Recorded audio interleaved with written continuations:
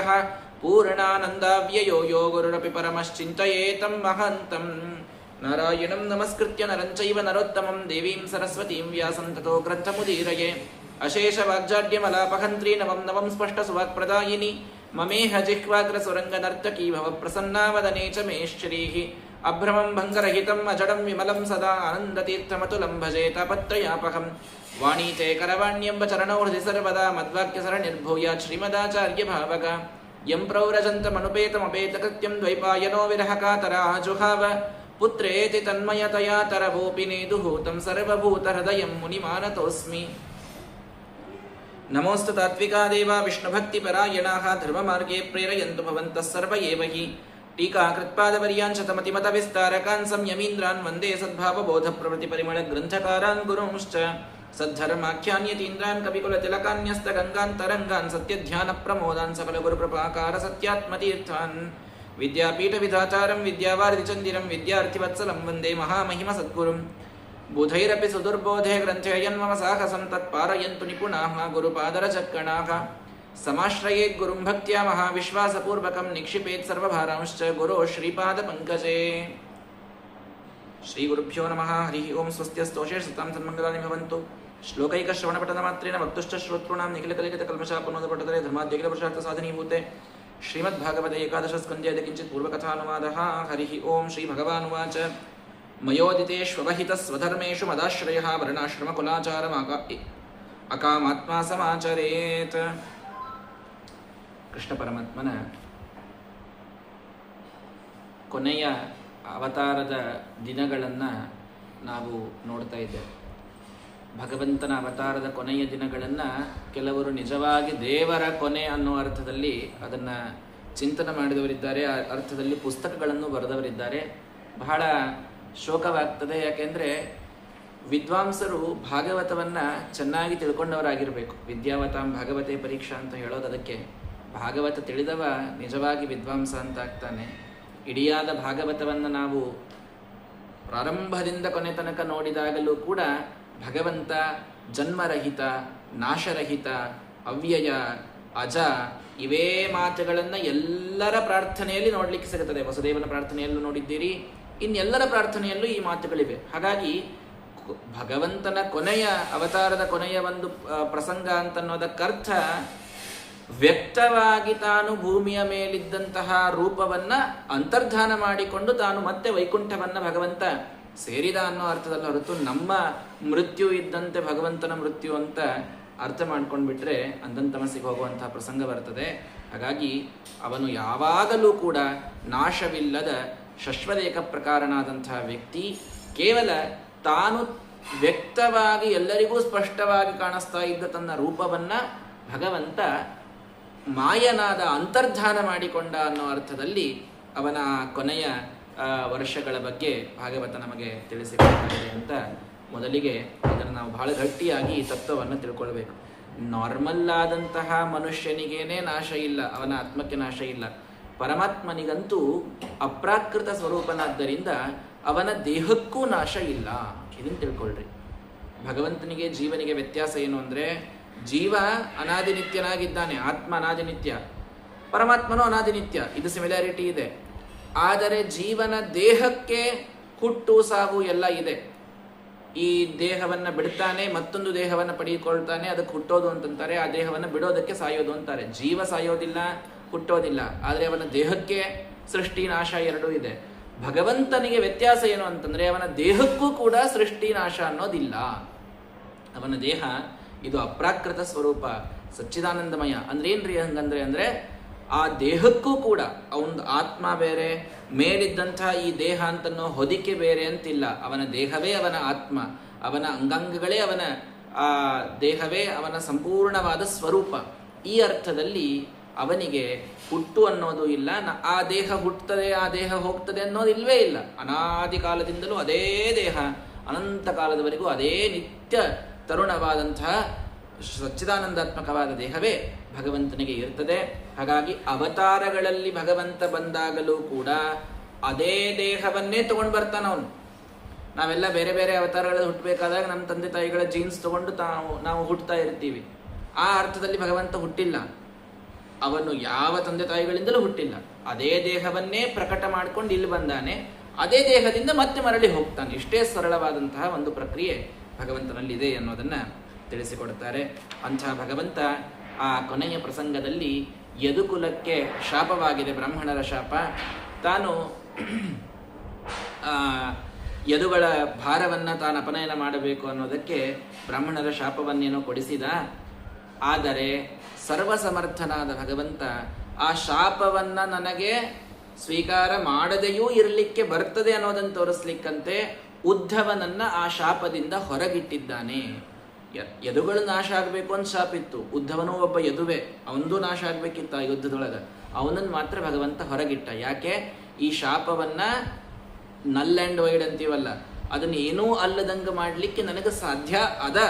ಆದರೆ ನನ್ನ ಇಚ್ಛಾದಿಂದೇ ಯದುಗಳು ನಾಶ ಆಗಬೇಕು ಅನ್ನೋದಕ್ಕೆ ನಾಶ ಆಗ್ಲಿಕ್ಕೆ ಹೊರತು ಕೇವಲ ಶಾಪದಿಂದ ನಾಶ ಆಗ್ತಾ ಇಲ್ಲ ಅನ್ನೋದನ್ನು ತೋರಿಸೋದಿತ್ತು. ಅದಕ್ಕಾಗಿ ಉದ್ಧವನನ್ನು ಮಾತ್ರ ಅದರಿಂದ ಹೊರಗಿಡ್ತಾನೆ. ಆ ಉದ್ಧವ ಭಗವಂತನಿಗೆ ಬಂದು ಅನೇಕ ಪ್ರಶ್ನೆಗಳನ್ನು ಕೇಳಿದಾಗ ಇದು ಉದ್ಧವ ಗೀತೆ. ಉದ್ಧವನಿಗೆ ಭಗವಂತ ತಾನು ಉಪದೇಶ ಮಾಡಿದ ಅನೇಕ ವಿಚಾರಗಳನ್ನು 11ನೆಯ ಸ್ಕಂದದಲ್ಲಿ ಭಾಗವತ ಹೇಳ್ತಾ ಇದೆ. ನಿನ್ನೆಯೂ ಸಾಕಷ್ಟು ವಿಚಾರಗಳನ್ನು ಕೇಳಿದ್ದೀವಿ.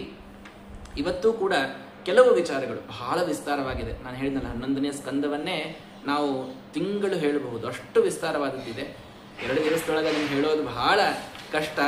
ಅಂತೂ ಸಂಗ್ರಹ ಮಾಡಿಕೊಂಡು ಕೆಲವು ವಿಷಯಗಳನ್ನು ಇವತ್ತು ಹೇಳಿ ಈ 11ನೇ ಸ್ಕಂದವನ್ನು ಮಂಗಳ ಮಾಡೋಣ. ಯಮಾನ್ ಅಭೀಕ್ಷ್ಣಂ ಸೇವೇತ ನಿಯಮಾನ್ ಮತ್ಪರಕ್ವಚಿತ ಮದಭಿಜ್ಞಂ ಗುರುಂ ಶಾಂತಂ ಉಪಾಸೀತ ಮದಾತ್ಮಕಂ. ಯಮ ನಿಯಮಗಳನ್ನು ಆಚರಿಸ್ರಿ ಅಂತ ಕೃಷ್ಣ ಹೇಳಿದ. ಯಮ ನಿಯಮಗಳನ್ನು ಆಚರಿಸ್ರಿ ಅಂತ. ಯಮ ಅಂದ್ರೆ ಯಾವು, ನಿಯಮ ಅಂದ್ರೆ ಯಾವು? ಅಹಿಂಸ, ಸತ್ಯ, ಅಸ್ತೇಯ ಅಂದ್ರೆ ಕಳ್ಳತನ ಮಾಡದೇ ಇರೋದು, ಅಸಂಗ, ಹ್ರೀಹಿ ಅಂದ್ರೆ ಒಂದೊಳ್ಳೆ ಸ್ವಲ್ಪ ನಾಚಿಕೆಯ ದಾಕ್ಷಿಣ್ಯ ಭಿಡೆ ಇಟ್ಕೊಳ್ಳೋದು, ಅಸಂಚಯ ಅಂದ್ರೆ ನಾಳಿಗೆ ಅಂತೇನೂ ಸಂಗ್ರಹ ಮಾಡಲಾರದೆ ಇರೋದು, ಇವತ್ತು ಬಂದದ್ರಲ್ಲಿ ತೃಪ್ತಿ ಇರೋದು, ಆಸ್ತಿಕ್ಯ ಭಗವಂತ ಇದ್ದಾನೆ ಅನ್ನುವಂತಹ ಪ್ರಜ್ಞೆ ಯಾವಾಗಲೂ ಇಟ್ಕೊಳ್ಳೋದು, ಬ್ರಹ್ಮಚರ್ಯ, ಮೌನ, ಸ್ಥೈರ್ಯ, ಕ್ಷಮ, ಅಭಯ, ಇವುಗಳಿಗೆ ಯಮ ಅಂತ ಕರೀತಾರೆ. ಇವುಗಳು ಯಮ ಅಂತ ಕರೀತಾರೆ. ಇನ್ನು ನಿಯಮ ಅಂದ್ರೆ ಯಾವುದ್ರಿ? ನಿಯಮ ಅಂತಂದ್ರೆ ಶೌಚ ಅಂದ್ರೆ ಮಡಿ ಮೈಲಿಗೆಯನ್ನು ಸರಿಯಾಗಿ ಆಚರಿಸೋದು, ಜಪ, ತಪಸ್ಸು, ಹೋಮ, ಶ್ರದ್ಧಾ, ಅತಿಥಿಗಳ ಪೂಜೆ, ಭಗವಂತನ ಪೂಜೆ, ಅರ್ಚನ, ತೀರ್ಥಾಟನ, ತೀರ್ಥಕ್ಷೇತ್ರಗಳಿಗೆ ಸಂಚಾರ ಮಾಡೋದು, ಪರಾರ್ಥೇಯ ಕೇವಲ ಪರೋಪಕಾರಕ್ಕಾಗಿಯೇ ಇಚ್ಛೆಯನ್ನ ಮಾಡೋದು, ತುಷ್ಟಿ ಯಾವಾಗಲೂ ಮನಸ್ಸಿನಲ್ಲಿ ಸಂತುಷ್ಟರಾಗಿರೋದು, ಆಚಾರ್ಯ ಸೇವನ ಆ ಗುರುಗಳ ಸೇವೆಯನ್ನು ಮಾಡೋದು. ಇವುಗಳಿಗೆ ನಿಯಮ. 12 ಯಮ, 12 ನಿಯಮ. ಇವೆಲ್ಲವನ್ನೂ ಕೂಡ ವಿಹಿತ ಕಾಲದೊಳಗೆ ಮಾಡಬೇಕು. ಇದಕ್ಕಾಗಿ ಮದಭಿಜ್ಞಂ ಗುರುಂ, ನನ್ನನ್ನ ತಿಳಿದ ಗುರುವನ್ನ ಉಪಾಸನೆ ಮಾಡಿದರೆ ಈ ಎಲ್ಲ ಯಮ ನಿಯಮಗಳನ್ನು ಮಾಡಲಿಕ್ಕೆ ಮನುಷ್ಯನಿಗೆ ಸಾಧ್ಯ ಆಗ್ತದೆ. ಗುರುಗಳ ಉಪಾಸನೆ ಇಲ್ಲದ ಯಾವ ಮನುಷ್ಯನೂ ಕೂಡ ಧರ್ಮದಲ್ಲಿ ಪ್ರವೇಶವನ್ನು ಪಡೆಯಲಿಕ್ಕೆ ಸಾಧ್ಯ ಇಲ್ಲ. ಒಂದು ಅರ್ಥ ಮಾಡ್ಕೊಳ್ರಿ. ಇವತ್ತು ಎಷ್ಟು AI ಮುಂದೆ ಬರಲಿ, ಎಷ್ಟು ಬೇಕಾದಷ್ಟು ಇಂಟರ್ನೆಟ್ಟಿನೊಳಗೆ ಇವತ್ತು ಇನ್ಫಾರ್ಮೇಷನ್ ನಿಮಗೆ ಸಿಗ್ತಾ ಇರಲಿ, ಬೇಕಾದ್ದನ್ನು ನಿಮಗೆ ತಿಳ್ಕೊಳ್ಳಿಕ್ಕೆ ಅವಕಾಶ ಇದ್ರೂ ಕೂಡ ಈ ಭಗವಂತ ಅನ್ನೋದೇನೊಂದು ತತ್ವ ಇದೆ ನೋಡ್ರಿ, ಇದನ್ನು ನೀವು ಯಾವ AI ಒಳಗೂ ತಿಳ್ಕೊಳ್ಳಿಕ್ಕೆ ಆಗೋದಿಲ್ಲ. ಇದಕ್ಕೆ AI ಇದ್ದದ್ದು ಒಂದೇ, ಗುರುಗಳು. ಆ ಗುರುಗಳ ಆ ಒಂದು ಇದು AI ಅಂದರೆ ಆಚಾರ್ಯ ಇನ್ಫಾರ್ಮೇಷನ್ ಅಷ್ಟೇ. ಆಚಾರ್ಯರು ಕೊಟ್ಟ ಇನ್ಫಾರ್ಮೇಷನ್ ಮೇಲೆ ಮಾತ್ರ ನೀವು ದೇವರನ್ನು ತಿಳ್ಕೊಳ್ಳಿಕ್ಕೆ ಆಗ್ತದೆ. ಇನ್ಯಾವ ಆರ್ಟಿಫಿಷಿಯಲ್ ಇಂಟೆಲಿಜೆನ್ಸ್ ಇಂದ ದೇವರನ್ನು ತಿಳ್ಕೊಳ್ಳಿಕ್ಕೆ ಸಾಧ್ಯ ಇಲ್ಲ. ಮದಭಿಜ್ಞಂ ಗುರುಂ ಶಾಂತಂ, ನನ್ನನ್ನು ತಿಳಿದ ಶಾಂತನಾದ ಮದಾತ್ಮಕಂ, ನನ್ನೊಳಗೆ ಮನಸ್ಸನ್ನಿಟ್ಟ ಗುರುವಿನ ಉಪಾಸನೆಯಿಂದ ಮಾತ್ರ ನಾನು ತಿಳಿದು ಬರ್ತೇನೆ ಅಂತ ಕೃಷ್ಣ ಸ್ಪಷ್ಟವಾಗಿ ತಾನು ತಿಳಿಸಿಕೊಡ್ತಾ ಇದ್ದಾನೆ.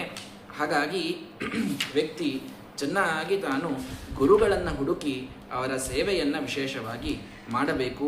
ಶ್ರುತಂಚ ದೃಷ್ಟವನ್ನಶ್ಯೇತ್ ಸ್ಪರ್ಧಾಸೂಯ ಅತ್ಯಯ ಅಪ್ಯಯೈಹಿ, ಇದನ್ನು ಹೇಳಿದ ದೇವರು.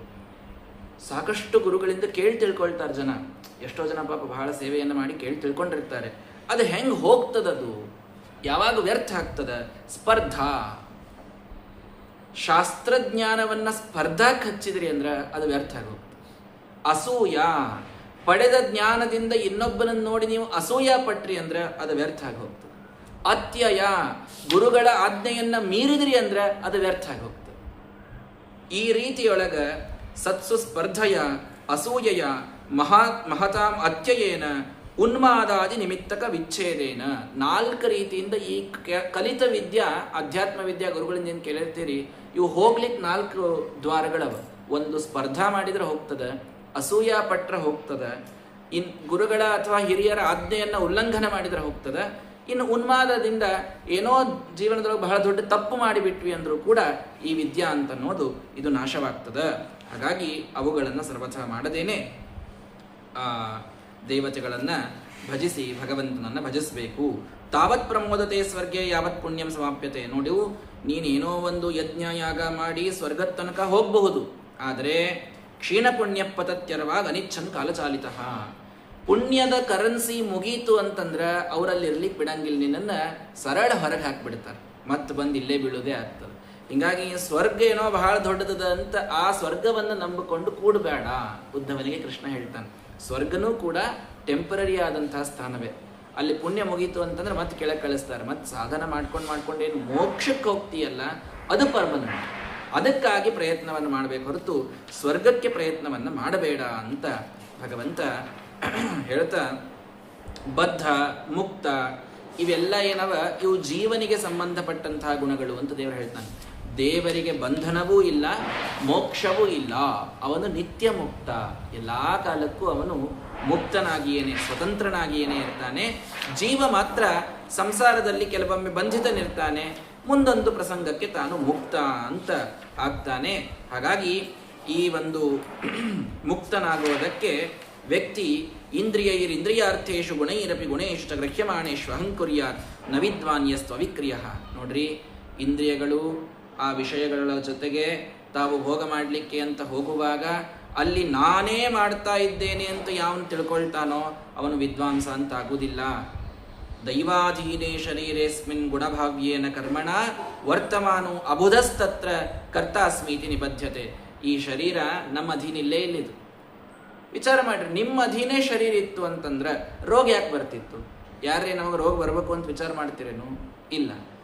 ಇದು ನಮ್ಮ ಅಧೀನದೊಳಗೆ ಇಲ್ಲಂತೆ ಭಗವಂತನ ಅಧೀನದೊಳಗೆ ಇದ್ಕೊಂಡು ಇದಕ್ಕೆ ಏನು ಬೇಕಾದಾಗ್ತಾ ಇವೆ. ನಮ್ಮ ಸ್ವಾತಂತ್ರ್ಯವನ್ನ ಮೀರಿಯೂ ನಮ್ಮ ದೇಹಕ್ಕೆ ಏನೇನೋ ಆಗ್ತಾವ.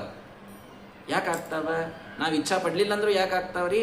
ದೈವಾಧೀನೇ ಶರೀರೇಸ್ಮಿನ್. ಇದು ಕೇವಲ ನಮ್ಮ ಅಧೀನ ಇಲ್ಲ, ನಮ್ಮ ಕರ್ಮಗಳು ಭಗವಂತ ಇವುಗಳ ಅಧೀನದೊಳಗಿದ್ದು ಈ ಶರೀರ ಕೆಲಸ ಮಾಡುತ್ತದೆ.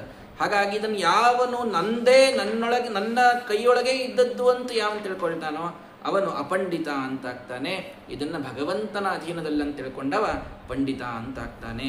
ಹಾಗಾಗಿ ಆ ಒಂದು ಶರೀರದಿಂದ ಭಗವಂತನ ಕುರಿತಾದ ಸಾಧನೆಯನ್ನು ಮಾಡ್ತಾ ಇರಬೇಕಾದಾಗ ಇನ್ನೊಬ್ಬರನ್ನು ನೋಡ್ತೀವಿ ನಾವು. ಅವಾಗ ಹೆಂಗಿರಬೇಕು? ನಸ್ತುವೀತನ ನಿಂದೇತ ಕುರ್ವತ ಸಾಧ್ವ ಸಾಧುವ ವದತೋ ಗುಣದೋಷಾಭ್ಯಾಂ ವರ್ಜಿತ ಸಮದ್ರಂಗ್ ಮುನಿ. ಮುನಿ ಅಂದ್ರೆ ಯಾರು? ಹೆಂಗಿರ್ತಾನವ ಅಂತಂತಂದ್ರೆ ಯಾರನ್ನೂ ಅತಿಯಾಗಿ ಹೊಗಳ್ತಾ ಕೊಡುವುದಿಲ್ಲ, ಯಾರನ್ನೂ ಕೂಡ ನಿಂದೆಯನ್ನಂತೂ ಮಾಡೋದೇ ಇಲ್ಲ. ಅವರವರ ಸ್ವಭಾವಕ್ಕವರನ್ನು ಬಿಟ್ಟು ತಾನಾಯಿತು, ತನ್ನ ಧ್ಯಾನವಾಯಿತು, ಹೀಗಿರ್ತಾನೆ. ಗುಣದೋಷಗಳನ್ನು ತಿಳ್ಕೊಳ್ತಾನೆ. ಆದರೆ ಬಂದವರಿಗೆ ಜಿಜ್ಞಾಸುಗಳಿಗೆ ಭಗವಂತನ ಉಪದೇಶವನ್ನ ಮಾಡ್ತಾನೆ. ಆದರೆ ಯಾರು ಏನು ಮಾಡ್ತಾರೆ ಅಂತನ್ನೋದನ್ನು ತಾನು ಮಾತ್ರ ಬಹಳ ವಿಚಾರ ಮಾಡದೇನೆ ತನ್ನ ಸಾಧನೆಯೊಳಗೆ ತಾನು ಮುನಿಯಾದವ ಅವ ಇರ್ತಾನೆ. ಭಜಂತ್ಯನನ್ಯ ಭಾವೇನ ತೇಮೇ ಭಕ್ತತಮಾಮತಃ. ಎಲ್ಲವನ್ನ ಬಿಟ್ಟು ಕೇವಲ ನನ್ನ ಭಕ್ತಿಯನ್ನು ಮಾಡುವವರು ಶ್ರೇಷ್ಠವಾದ ಭಕ್ತರು ಅಂತ ಅವರಾಗ್ತಾರೆ. ಹೆಂಗಿರ್ತಾರವರು? ನಿನ್ನ ಭಕ್ತರು ಅಂದ್ರೆ ಹೆಂಗಿರ್ತಾರವರು? ಅವ್ರು ಹೆಂಗಿರ್ತಾರೆ ನೋಡಪ್ಪ. ಮಲ್ಲಿಂಗ ಮದ್ಭಕ್ತ ಜನ ದರ್ಶನ ಸ್ಪರ್ಶನಾರ್ಚನಂ ಪರಿಚರ್ಯಾ ಸುತಿ ಪ್ರಹ್ವ ಗುಣ ಕರ್ಮಾನುಕೀರ್ತನಂ. ನನ್ನ ತೀರ್ಥಕ್ಷೇತ್ರಗಳು ನನ್ನ ಭಕ್ತರು ಅಂತ ಎಲ್ಲೆಲ್ಲಿರ್ತದೋ ಅಲ್ಲಿ ತಾವು ಹೋಗಿ ದರ್ಶನ ಪಡೆದು ಅವರ ಜೊತೆಗೆ ಮಾತಾಡಿಸಿ ಅವ್ರ ಪೂಜಾನೇ ಮಾಡ್ತಿರ್ತಾರೆ. ಒಟ್ಟಾರೆ ದುಷ್ಟರ ಸಂಘವನ್ನು ನನ್ನ ಭಕ್ತರು ಮಾಡುವುದಿಲ್ಲ. ಎಷ್ಟಾಗ್ತದೋ ಅಷ್ಟು ಸ್ತೋತ್ರವನ್ನಂದು ಪ್ರಹ್ವ ಗುಣಕರ್ಮ ಅನುಕೀರ್ತನಂ, ಭಗವಂತನ ಶ್ರೇಷ್ಠವಾದ ಗುಣಗಳನ್ನು ಕೀರ್ತನ ಮಾಡ್ತಾರೆ. ಮತ್ಕಥಾ ಶ್ರವಣೇ ಶ್ರದ್ಧಾ ಮದನುಧ್ಯಾನ ಮುದ್ಧವ. ನನ್ನನ್ನು ಎಲ್ಲ ಕಾಲಕ್ಕೆ ಧ್ಯಾನ ಮಾಡ್ತಾರೆ, ನನ್ನ ಕಥೆಯನ್ನು ಎಲ್ಲ ಕಾಲಕ್ಕೆ ಶ್ರವಣ ಮಾಡ್ತಾರೆ. ಸರ್ವಲಾಭೋಪಹರಣಂ ದಾಸ್ಯೇನ ಆತ್ಮನಿವೇದನಂ. ತಮಗೆ ಬರುವ ಎಲ್ಲ ಲಾಭವನ್ನು ನನಗಾಗಿ ತೆಗೆದಿಟ್ಟು ಬಿಟ್ಬಿಡ್ತಾರೆ. ಏನೆಲ್ಲ ಅವರಿಗೆ ಲಾಭ ಆಗ್ತದೋ ಜೀವನದೊಳಗೆ ಅದೆಲ್ಲವೂ ಭಗವಂತನಿಗಾಗಿ ಅಂತ ತ್ಯಾಗ ಮಾಡ್ತಾರೆ. ಪೂರ್ಣ ತನ್ನ ದಾಸ್ಯದಲ್ಲಿ ಬರ್ತಾರೆ. ಮಜ್ಜನ್ಮ ಕರ್ಮ ಕಥನಂ ಮಮ ಪರ್ವ ಅನುಮೋದನಂ. ಭಗವಂತನ ಅವತಾರಗಳನ್ನೇ ಎಲ್ಲ ಕಡೆಗೆ ಮಾತಾಡ್ತಾರೆ. ಪರ್ವ ಆ ಹಬ್ಬಗಳು ಬಂದಾಗಂತೂ ಭಗವಂತನನ್ನು ವಿಶೇಷವಾಗಿ ಪೂಜೆ ಮಾಡ್ತಾರೆ. ಹಬ್ಬ ಅಂದ್ರೆ ಏನ್ರಿ? ಚಂದ ತಿನ್ನೋದಕ್ಕೆ ಹಬ್ಬ ಅಂತೀವಿ ನಾವು. ಹಬ್ಬ ಅಂದ್ರೆ ಇಷ್ಟೇ ನಮಗೆ. ಮತ್ತೊಂದು ಹೋಳಿಗೆ ಆಗ್ಬೇಕು, ಇನ್ನೊಂದೇನೋ ಕಡುಬು ಆಗ್ಬೇಕು, ಒಟ್ಟು ತಿನ್ನೋದು ಎಂದು ಚಂದ ಮಾಡ್ತಾರೆ, ಅದು ಹಬ್ಬ ಅಂತ. ಮಮ ಪರ್ವಾನುಮೋದನಂ, ಭಗವಂತ ಹೇಳ್ತಾನೆ. ಹಬ್ಬ ಅಂತಂತಂದ್ರೆ ಎಲ್ಲಿ ಪೂಜಾ ವಿಶೇಷ ಆಗ್ತದೆ ಅದು ಹಬ್ಬ. ನಾವೆಲ್ಲರೂ ತಿಂದುಂಡು ಅವತ್ತು ಇಸ್ಪೀಟೊಂದು ಆಡಿ ದೇವರ ಪೂಜಾ ಅನ್ನೋದೇ ಬಿಟ್ಬಿಟ್ವಿ ಅಂತಂದ್ರೆ ಅದೇನು ಹಬ್ಬ ಅಂತಾರೆ? ಏನದು ಹಬ್ಬ ಅಲ್ಲ. ಗೀತ ತಾಂಡವ ವಾದಿತ್ರ ಗೋಷ್ಠೀಭಿರ್ ಮದ್ಗ್ರಹೋತ್ಸವ, ಗೃಹದೊಳಗೆ ಉತ್ಸವ ಆಗ್ಬೇಕ್ರಿ. ಹಾಡು ಹಾಡಬೇಕು, ತಾಂಡವವಾಗಬೇಕು, ವಾದಿತ್ರ ವಾದ್ಯಗಳ ನಾದ ಆಗ್ಬೇಕು. ಹೆಂಗ ಮದ್ಗೃಹ ನನಗಾಗಬೇಕು ಅವು. ನೀವು ಯಾವ ಪಿಕ್ಚರ್ ಹಾಡ ಹಾಡಿ ಅದನ್ನು ಕುಣಿದು ಹಂಗಲ್ಲ. ಭಗವಂತನ ವಿಷಯಕ ಹಾಡುಗಳು, ನೃತ್ಯಗಳು ಇವೆಲ್ಲ ನಡೆದ್ರೆ ಅದು ಉತ್ಸವ ಅಂತಾಗ್ತದೆ. ಯಾತ್ರ ಬಲಿವಿಧಾನಂಚ ಸರ್ವವಾರ್ಷಿಕ ಪರ್ವಸು, ಪ್ರತಿಯೊಂದು ವರ್ಷ ಬಲಿಯನ್ನ ಕೊಡ್ರಿ. ಅರ್ಥಾತ್ ಕೆಲವು ನಿಮಗೆ ಎಕ್ಸಸ್ ಆಗಿದ್ದ ಲಾಭವನ್ನ ದಾನ ಅಂತ ಮಾಡ್ರಿ. ಯಾತ್ರೆಯನ್ನ ಪ್ರತಿ ವರ್ಷ ಮಾಡ್ರಿ. ವೈದಿಕಿ ತಾಂತ್ರಿಕಿ ದೀಕ್ಷಾ ಮದೀಯ ವ್ರತಧಾರಣಂ, ವಿಶೇಷವಾದ ವ್ರತಗಳನ್ನ ಮಾಡ್ರಿ. ಮಮ ಅರ್ಚಾ ಸ್ಥಾಪನೆ ಶ್ರದ್ಧಾ ಮಮ ಸದ್ಮನಿ ಚ ಉದ್ಯಮ, ಭಗವಂತನ ಪ್ರತಿಮೆಯನ್ನ ಸ್ಥಾಪನ ಮಾಡೋದ್ರೊಳಗ ವಿಶೇಷ ನಿಮ್ಮ ಒಂದು ಯೋಗದಾನವನ್ನ, ಅಂದ್ರೆ ಏನೋ ಎಲ್ಲೋ ಒಂದು ಮೂರ್ತಿ ಸ್ಥಾಪನ ಮಾಡ್ಲಿಕ್ಕತ್ತಾರ ಅಲ್ಲ, ಆದಷ್ಟು ಹೋಗಿ ನೀವು ಕೂಡ ಸೇವೆಯನ್ನ ಮಾಡ್ರಿ. ಉದ್ಯಾನಗಳನ್ನ ಮಮ ಸದ್ಮನಿ ಚ ಉದ್ಯಮ, ದೇವಾಲಯದ ಹೊರಗೆ ಒಂದು ಉಪವನವನ್ನ ಮಾಡಿ ಅಲ್ಲೇ ನೀವು ಶಾಂತವಾದಂತಹ ಒಂದು ವಾತಾವರಣದೊಳಗೆ ಇರಲಿಕ್ಕೆ ಪ್ರಯತ್ನ ಮಾಡ್ರಿ. ಉದ್ಯಾನ, ಉಪವನ, ಕ್ರೀಡಾ, ಪುರ, ಮಂದಿರ ಕರ್ಮಣಿ, ಮಂದಿರಗಳನ್ನು ಕಟ್ಟಿಸ್ರಿ, ಉಪವನಗಳನ್ನು ಕಟ್ಟಿಸ್ರಿ. ಪುರಗಳಲ್ಲಿ ಉದ್ಯಾನಗಳನ್ನ ಎಲ್ಲ ಕಡೆಗೆ. ಕೇವಲ ಇವತ್ತು ಉದ್ಯಾನ ಅಂತ ಗಾರ್ಡನ್ ಅಂತಂತಂದ್ರೆ ಅದರದೊಂದು ಅರ್ಥ ಬೇರೆನೇ ತಲೆಯಾಗಿ ಬರ್ತದೆ. ಗಾರ್ಡನ್ ಅಂದ್ರೆ ಭಗವಂತ ಹೇಳ್ತಾನ ನನ್ನ ಗುಡಿ ಹೊರಗಿರ್ಬೇಕದು. ಅಲ್ಲಿ ಒಂದು ಶಾಂತ ವಾತಾವರಣ ಇರಬೇಕು. ಗಿಡದ ಕೆಳಗೆ ಕೂತ್ರ ಚಂದ ಧ್ಯಾನ ಮಾಡ್ಲಿಕ್ಕಾಗ್ಬೇಕು, ಅದಕ್ಕೆ ಉದ್ಯಾನ ಅಂತಾರೆ. ಅಂಥದ್ದನ್ನು ನೀವು ಮಾಡ್ರಿ ಭಗವಂತ ಹೇಳ್ತಾನೆ. ಸಮ್ಮಾರ್ಜನ ಉಪಲೇಪಾಭ್ಯಾಂ ಸೇಕ ಮಂಡನ ವರ್ತನೈಹಿ ಗೃಹೇ ಶುಶ್ರೂಷಣಂ ಮಹ್ಯಂ ದಾಸವದ್ಯದ ಮಾಯಯ. ಮನೆಯೊಳಗಿದ್ದಾಗ ಸಮ್ಮಾರ್ಜನ, ಮನೆಯನ್ನ ಶುದ್ಧ ಮಾಡ್ರಿ. ಹೊಲಸಿಟ್ಟಿರ್ತಾರೆ ಕೆಲವ್ರು, ಮನೆ ಕಾಲೇ ಇಡ್ಬೇಕಂತ ಅನ್ಸಂಗಿಲ್ಲ, ಹಂಗೆ ಮಾಡಬೇಡ್ರಿ. ಮನೆ ಶುದ್ಧ ಇಡ್ರಿ. ಉಪಲೇಪ, ಚಂದಾಗಿ ರಂಗೋಲಿಯನ್ನ ಹಾಕ್ರಿ. ಸೇಕ ಮಂಡನ ವರ್ತನೈಹಿ, ಮಂಡನ ಅಂದ್ರೇನು? ರಂಗೋಲಿ. ಚಂದಾಗಿ ರಂಗೋಲಿ ಹಾಕೋದು. ನೀರು ಹೊಡಿಬೇಕಾದ್ರೂ ಕೂಡ ಸೇಕನ ಅಂತ ಅನ್ನೋದಕ್ಕೆ ಶ್ರೀನಿವಾಸ ತೀರ್ಥರು ಟಿಪ್ಪಣಿ ಬರೀತಾರೆ. ಚಂದನ ಮಿಶ್ರ ಜಲಪ್ರೋಕ್ಷಣಂ, ತಳಿ ಹೊಡೆಯೋದು ಅಂತಂದ್ರೆ ಸುಗಂಧಿತವಾದ ನೀರನ್ನು ಹೊಡೆಯೋದಂತ. ಮನೆ ಹೊರಗೆ ಬಂದ ವ್ಯಕ್ತಿಗೆ ಅದೊಂದೇನೋ ಆನಂದ ಕೊಡಬೇಕು, ಅಂಥ ತಳಿ ಹೊಡೆಯೋದಂತ, ಬೇರೆ ಯಾವುದೋ ರಾಡಿ ನೀರು ಹೊಡೆಯೋದಲ್ಲ. ಏತ ಇಷ್ಟ ಈ ರೀತಿಯೊಳಗೆ ಗೃಹದೊಳಗೆ ಶುಶ್ರೂಷ ಮಾಡ್ರಿ. ಆಮಾನಿತ್ವಂ ಅದಂಭಿತ್ವಂ ಕೃತಸ್ಯ ಅಪರಿಕೀರ್ತನಂ ಅಪಿ ದೀಪಾವಲೋಕಮ್ಮೆ ನೋಪಯುಂಜಾನ್ ನಿವೇದಿತಂ. ನೋಡ್ರಿ, ಬಹಳ ಸೂಕ್ಷ್ಮವಾದ ಮಾತು ಹೇಳಿದ ಭಗವಂತ. ಎಲ್ಲ ನನ್ನ ಭಕ್ತರು ಮಾಡುವಂತಹ ಕಾರ್ಯಗಳನ್ನು ಹೇಳಿಗತ್ತೀನಿ. ಇದನ್ನು ಮಾಡುವಾಗ ನಿಮಗೆಲ್ಲಕ್ಕಿಂತ ಮೊದಲು ಬರುವುದು ಅಹಂಕಾರ. ಅಮಾನಿತ್ವಂ, ಒಟ್ಟಾರೆ ಅಹಂಕಾರ ಪಡಬೇಡ್ರಿ. ಒಟ್ಟಾರೆ ಅದಂಭಿತ್ವಂ, ದಂಭಾಚಾರಕ್ಕಂತ ಏನೂ ಮಾಡ್ಲಿಕ್ಕೆ ಹೋಗಬೇಡ್ರಿ. ಇನ್ನೊಂದು ಕೃತಸ್ಯ ಅಪರಿಕೀರ್ತನಂ, ಮಾಡಿದ್ದನ್ನು ಇನ್ನೊಬ್ಬರಿಗೆ ಹೇಳಬೇಡ್ರಿ. ಕೃಷ್ಣ ಎಷ್ಟು ಚಂದ ಹೇಳ್ತಾನೆ ನೋಡ್ರಿ ಒಂದೊಂದೇ ಧರ್ಮವನ್ನು. ನಾವು ಮಾಡೀವಂತನ್ನೋದನ್ನು ನಮ್ಮ ಹೆಸರಲ್ಲಿ ಹಾಕಿಸ್ದಾಗೆ ನಮಗೆ ಸಮಾಧಾನ ಆಗ್ತದೆ. ಬಂದವರೆಲ್ಲ ನೋಡಿ ಹೋಗ್ಬೇಕು. ಫ್ಯಾನ್ ದಾನ ಕೊಟ್ಟ, ಫ್ಯಾನ್ ಹಚ್ಚಲಿಕ್ಕೆ ಬಿಡ್ತಿರ್ಲಿಲ್ಲ ಅಂತ. ಯಾಕಂದ್ರೆ ಫ್ಯಾನ್ ಹಚ್ಚಿದ್ರೆ ತಿರುಗು ಮುಂದಾಗ ಅದ್ರ ಮೇಲೆ ಬರೆದು ನನ್ನ ಹೆಸರು ಕಾಣಿಸಂಗಿಲ್ರಿ, ಮಂದಿ ನನ್ನ ಹೆಸರು ನೋಡ್ಬೇಕಂತ. ಗಾಳಿ ಬರೋದು ಇಂಪಾರ್ಟೆಂಟ್ ಅಲ್ಲ, ನನ್ನ ಹೆಸರು ಇರ್ಬೇಕಲ್ಲೇ ಅನ್ನೋದು. ಇದು ಬೇಡ. ಕೃತಸ್ಯ ಅಪರಿಕೀರ್ತನಂ, ಧರ್ಮ ಮಾಡಿರಲ್ಲೋ ಯಾರ ಸಲುವಾಗಿ ಮಾಡಿರಿ? ದೇವರ ಸಲುವಾಗಿ. ಅವ ಪ್ರೀತಿ ಆದ್ರೆ ಸಾಕು. ಇನ್ನೊಬ್ಬರಿಗೆ ತೋರಿಸುವುದಕ್ಕಾಗಿ ಧರ್ಮ ಅಲ್ಲ. ಎಂದೆಂದಿಗೂ ಅದನ್ನು ಹೇಳಲಿಕ್ಕೆ ಹೋಗಬೇಡ್ರಿ. ಅಪಿ ದೀಪಾವಲೋಕಮ್ಮೆ, ದೀಪವನ್ನು ನೋಡ್ತಾ ಇರ್ರಿ. ಮನೆಯೊಳಗ ಒಂದು ನಂದಾದೀಪ ಯಾವಾಗಲೂ ಉರಿತಾ ಇರ್ಬೇಕು. ಒಟ್ಟಾರೆ ಅದು ಶಾಂತವಾಗದಂಗೆ ನೋಡ್ಕೊಳ್ರಿ. ಕೃಷ್ಣ ಎಷ್ಟು ಸೂಕ್ಷ್ಮ ಸೂಕ್ಷ್ಮ ಧರ್ಮಗಳನ್ನು ಹೇಳ್ತಾನೆ ನೋಡ್ರಿ. ಅಷ್ಟೊಂದು ನಂದಾದೀಪ ಎಲ್ಲ ಕಾಲಕ್ಕೆ ಮನೆಯೊಳಗೆ ಪ್ರಜ್ವಲಿಸ್ತಾ ಅದ ಅಂತಂದ್ರೆ ಎಂತಹ ದುಃಖ ದುಮ್ಮಾನಗಳನ್ನು ಅದು ನಾಶ ಮಾಡುತ್ತದೆ. ಭಗವಂತನ ಭಕ್ತಿಯನ್ನು ಅದು ಮನೆಯೊಳಗೆ ಇರೋ ಹಂಗೆ ಮಾಡುತ್ತದೆ. ನಂದಾದೀಪವನ್ನು ಮಾಡ್ರಿ. ನೋಪಯುಂಜಾನ್ ನಿವೇದಿತಂ, ನೈವೇದ್ಯ ಮಾಡದೇನೆ ಏನನ್ನೂ ಸ್ವೀಕಾರ ಮಾಡಬೇಡ್ರಿ. ನಮ್ಮ ಉಪಯೋಗಕ್ಕಾಗಿ ಅಂತ ಭಗವಂತನ ಯಾವ ವಸ್ತುವನ್ನು ಸ್ವೀಕಾರ ಮಾಡಬೇಡ್ರಿ. ಮುಂದೆ ವೈಷ್ಣವೇ ಬಂಧು ಸತ್ಕೃತ್ಯ ಹೃದಯಸ್ವೇ ಧ್ಯಾನ ನಿಷ್ಠಯ, ಯಾವ ವೈಷ್ಣವನನ್ನ ನೋಡಿದರೂ ಅವನನ್ನ ಬಂಧು ಅಂತ ತಿಳ್ಕೊಳ್ರಿ.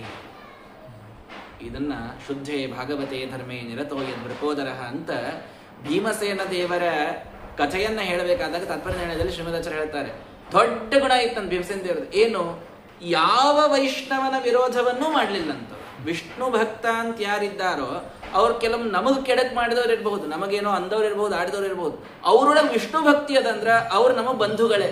ಈ ಒಂದು ಆ ವಿಚಾರದೊಳಗೆ ಭೀಮಸೇನ ದೇವರು ಯಾವಾಗಲೂ ಇರ್ತಿದ್ರು ಅಂತ. ಹೀಗಾಗಿ ವೈಷ್ಣವರಲ್ಲಿ ಬಂಧುತ್ವೇನ ವರ್ತನ ಮಾಡ್ರಿ. ಯಾರೇ ವಿಷ್ಣು ಭಕ್ತರು ಕಂಡ್ರು ಅವ್ರ ಮೇಲೆ ಪ್ರೀತಿಯನ್ನ ಮಾಡ್ರಿ. ವಾಯೋ ಮುಖ್ಯ ಧಿಯಾತೋಯೇ ದ್ರವ್ಯೈ ಸ್ತೋಯ ಪುರಸ್ಕೃತೈ. ಏನೇ ಪೂಜೆಯನ್ನ ಉಪಾಸನೆಯನ್ನ ಮಾಡಬೇಕಾದ್ರೂ ವಾಯುದೇವರ ಅಂತರ್ಗತರಾಗಿ ಮಾಡ್ರಿ. ನೋಡ್ರಿ, ಭಾಗವತ ಕೃಷ್ಣ ಎಷ್ಟು ಸ್ಪಷ್ಟವಾಗಿ ಹೇಳ್ತಾನೆ ವಾಯು ಜೀವೋತ್ತಮತ್ವವನ್ನ. ಯಾರೋ ಹೇಳಿದ್ದಲ್ಲ, ಕೃಷ್ಣ ಹೇಳ್ತಾನೆ ವಾಯು ಮುಖ್ಯ ಧಿಯಾ, ಮುಖ್ಯವಾಗಿ ವಾಯುದೇವರ ಅಂತರ್ಗತರಾಗಿ ಎಲ್ಲ ಉಪಾಸನೆಯನ್ನ ಮಾಡ್ರಿ.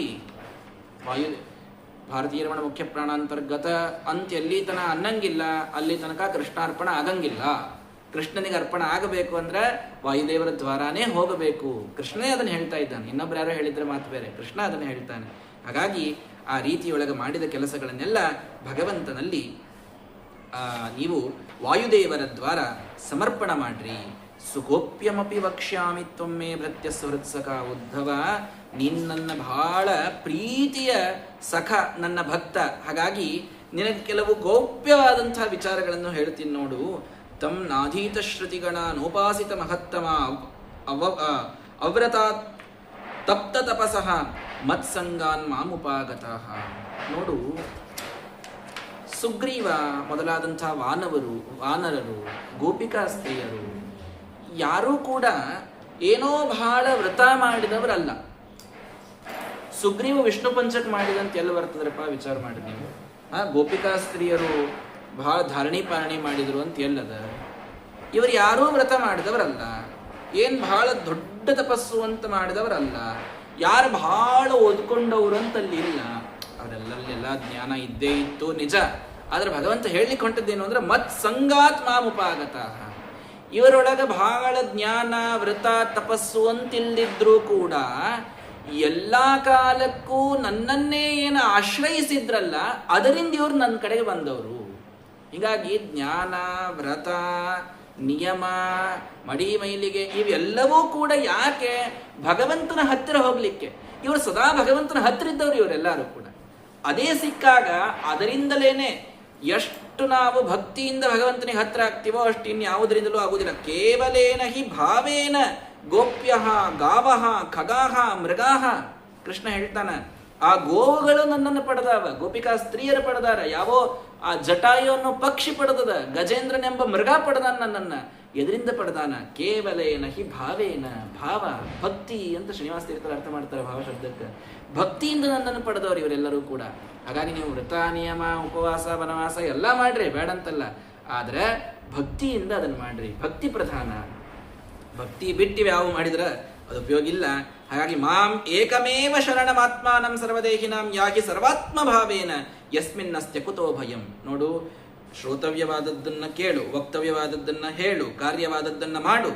ಏನು ಮಾಡಿದರೂ ಕೂಡ ನಾಹಂ ಕರ್ತಾತು ಸರ್ವಸ್ಯ ಕರ್ತೈಕೋ ವಿಷ್ಣುರವ್ಯಯ ಇತಿ ವಿತ್ವಾತು ಸನ್ಯಾಸಿ ನಾಣ್ಯತೇಥಿ ಕಥಂಚನ ಅಂತ ಹೇಳಿದಂತೆ, ನಾನು ಇದನ್ನ ಮಾಡಿಲ್ಲ, ನಾಹಂ ಕರ್ತ ಹರಿಕರ್ತ, ಭಗವಂತನೇ ನನ್ನಲ್ಲಿ ಎಲ್ಲವನ್ನ ಮಾಡಿಸ್ತಾ ಇದ್ದಾನೆ ಅನ್ನುವ ಚಿಂತನದಿಂದ ಎಲ್ಲಾ ಕಾಲಕ್ಕೂ ಭಗವಂತನನ್ನ ಸರ್ವಾತ್ಮನ ನೀನು ಶರಣು ಹೋಗು ಉದ್ಧವ.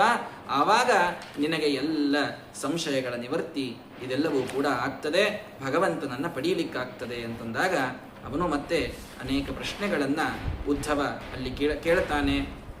ಹಾಗಾದ್ರೆ ಗೋಪಿಕಾ ಸ್ತ್ರೀಯರು ನಿನಗೆಲ್ಲರಿಗಿಂತಲೂ ಪ್ರೀತರ ಹೌದು. ಭಗವಂತಂದ ನೋಡ್ರಿ, ಅಲ್ಲಿ ಶ್ರೀಮದಾಚಾರ್ಯ ತಾತ್ಪರ್ಯದಲ್ಲಿ ಹೇಳ್ತಾರೆ ಸೂಕ್ಷ್ಮ ವಿಷಯ. ಕೃಷ್ಣ ಪ್ರಿಯಾಭ್ಯೋ ಗೋಪಿಭ್ಯ ಭಕ್ತಿತೋ ದ್ವಿಗುಣಾಧಿಕ.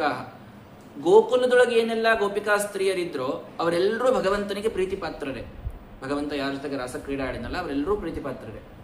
ಅವರಿಗಿಂತಲೂ ಹೆಚ್ಚು ಪ್ರೀತಿ ಆ 16,100 ಜನ ಏನು ಹೆಂಡಂದ್ರಿದ್ರಲ್ಲ ಅವರಲ್ಲಿ ಈ ಗೋಪಿಕಾ ಸ್ತ್ರೀಯರಿಗಿಂತ 2 ಪಟ್ಟು ಹೆಚ್ಚು ಪ್ರೀತಿ ಇತ್ತಂತ ಭಗವಂತನಿಗೆ, ದ್ವಿಗುಣಾಧಿಕ. ಮಹಿಷ್ಯಷ್ಟೌ ವಿನ ಯಾಸ್ತಾ ಕಥಿತ ಕೃಷ್ಣವಲ್ಲಭ.